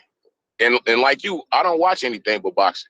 I ain't seen a Super Bowl in years. I couldn't tell you who was in the playoffs last year for the finals. Like, I don't keep up with that stuff because I don't have time to watch it. It come on at different hours, and I don't have enough free time to get that shit in. But I can DVR a fight, ain't nobody gonna tell me about it, or I can just watch the fight.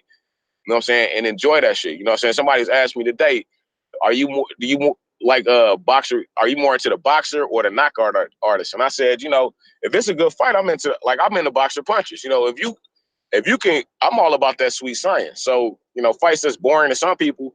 If like when Rigondeaux first fought Donaire and nobody knew who he was, and then he came in there and dropped everybody's jaws and shit. You know what I'm saying? Like, I enjoyed the fuck out of that fight. Like, it might not be the most exciting fight to everybody else, but to me, I got to see some sweet science. You know what I'm saying? Like, and for people to be mad about shit like that, you know what I'm saying? Like, here's somebody actually trying to give us some fights. Yeah, it ain't free, but shit, how much we paying for cable? You know what I'm saying? How much are we paying for ESPN Plus? You know what I'm saying? And like I alluded to and argued last week after the Canelo Triple G fight, you know, $10, $20 is cheaper than $100. You know what I'm saying? Plus, I get a month worth of fights. Plus, I can pick and choose when I want. You know what I'm saying? If I don't want that month, if I don't see no fights that I like or I'm interested in, then I ain't got to watch. But like you said, plus I get the World Super Series of Boxing, which I didn't get to see last year. That's got me in already. You know what I'm saying? Then I get American fighters who I'm interested in, but because they ain't signing no official platform or network, they not getting them fights or getting them big fights or getting that promotion. And now they getting that promotion, man. It's just more competition.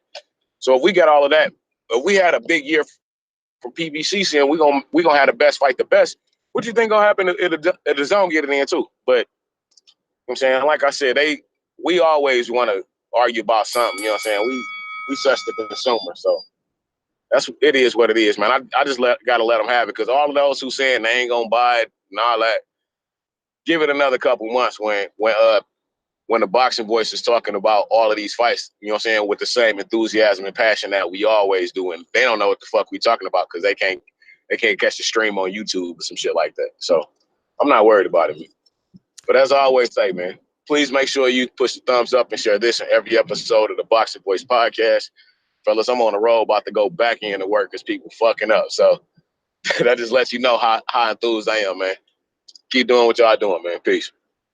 All right, Stainless. Well, enjoy the rest of your day at work. Glad that you're listening to the show while you're there. Loyal listener, forever long-term listener, alumni. We kind of went through it. There's not very many fights, so I guess you're not getting DAZN. I'm gonna ask my guys. I know we all got it already. Is there an app for the TV, or is it just the streaming?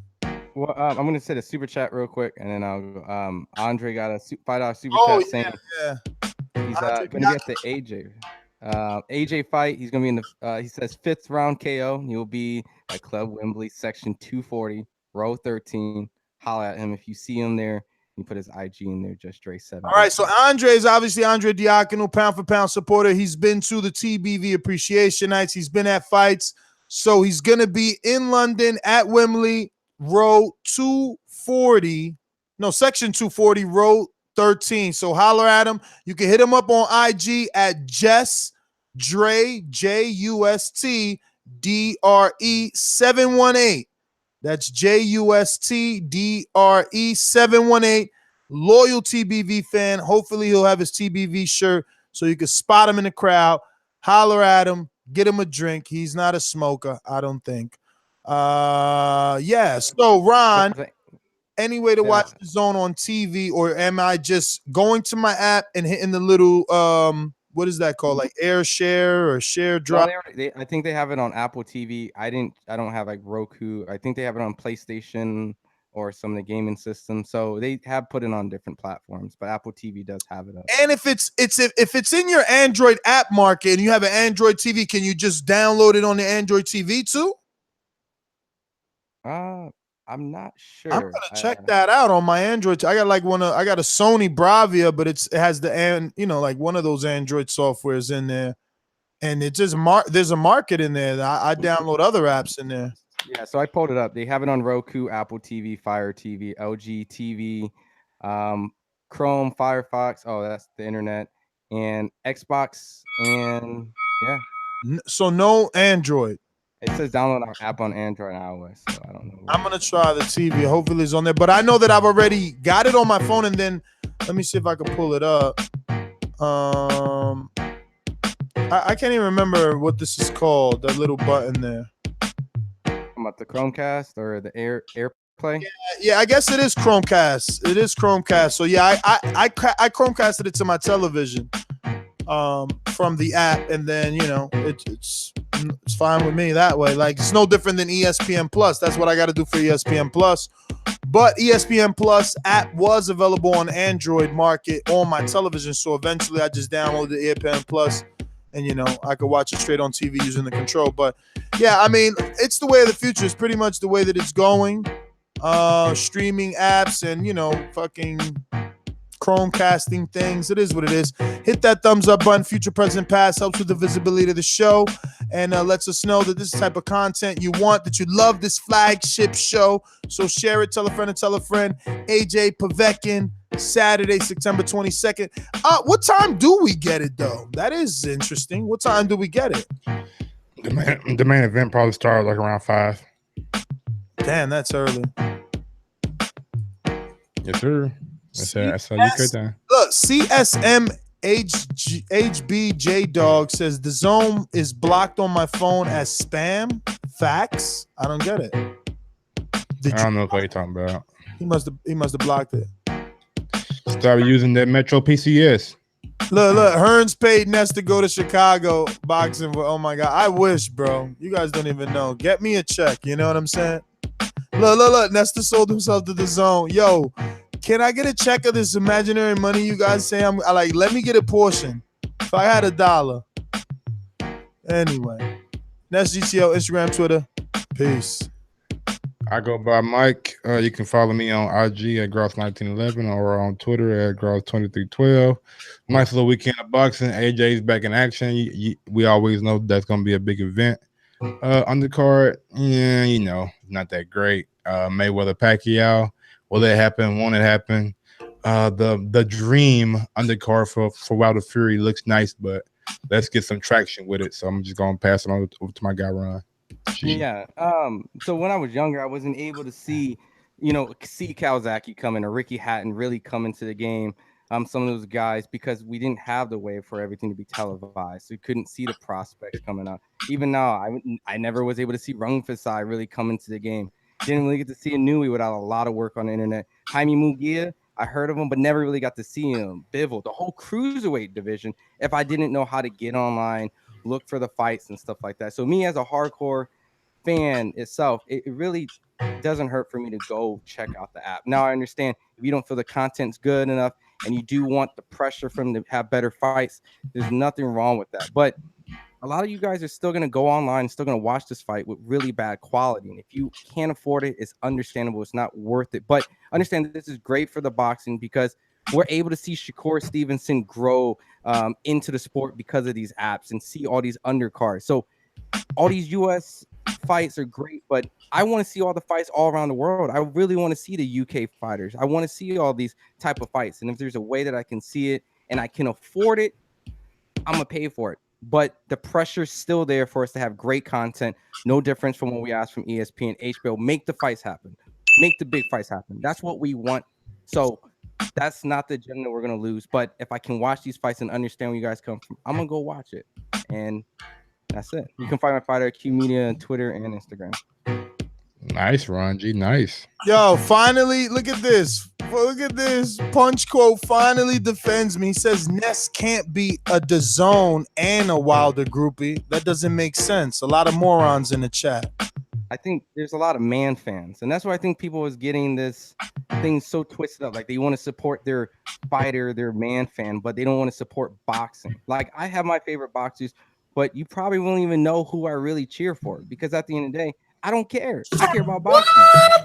That's all I give a fuck about is boxing, man. You guys get too invested into one particular fighter, and that's all you guys care about. Well, guess what? When you guys can't watch any fighting this weekend, I'm gonna watch some fighting. That's what matters. And this boxing shit ain't motherfucking, oh, we over here, fuck them over there. It's boxing, man.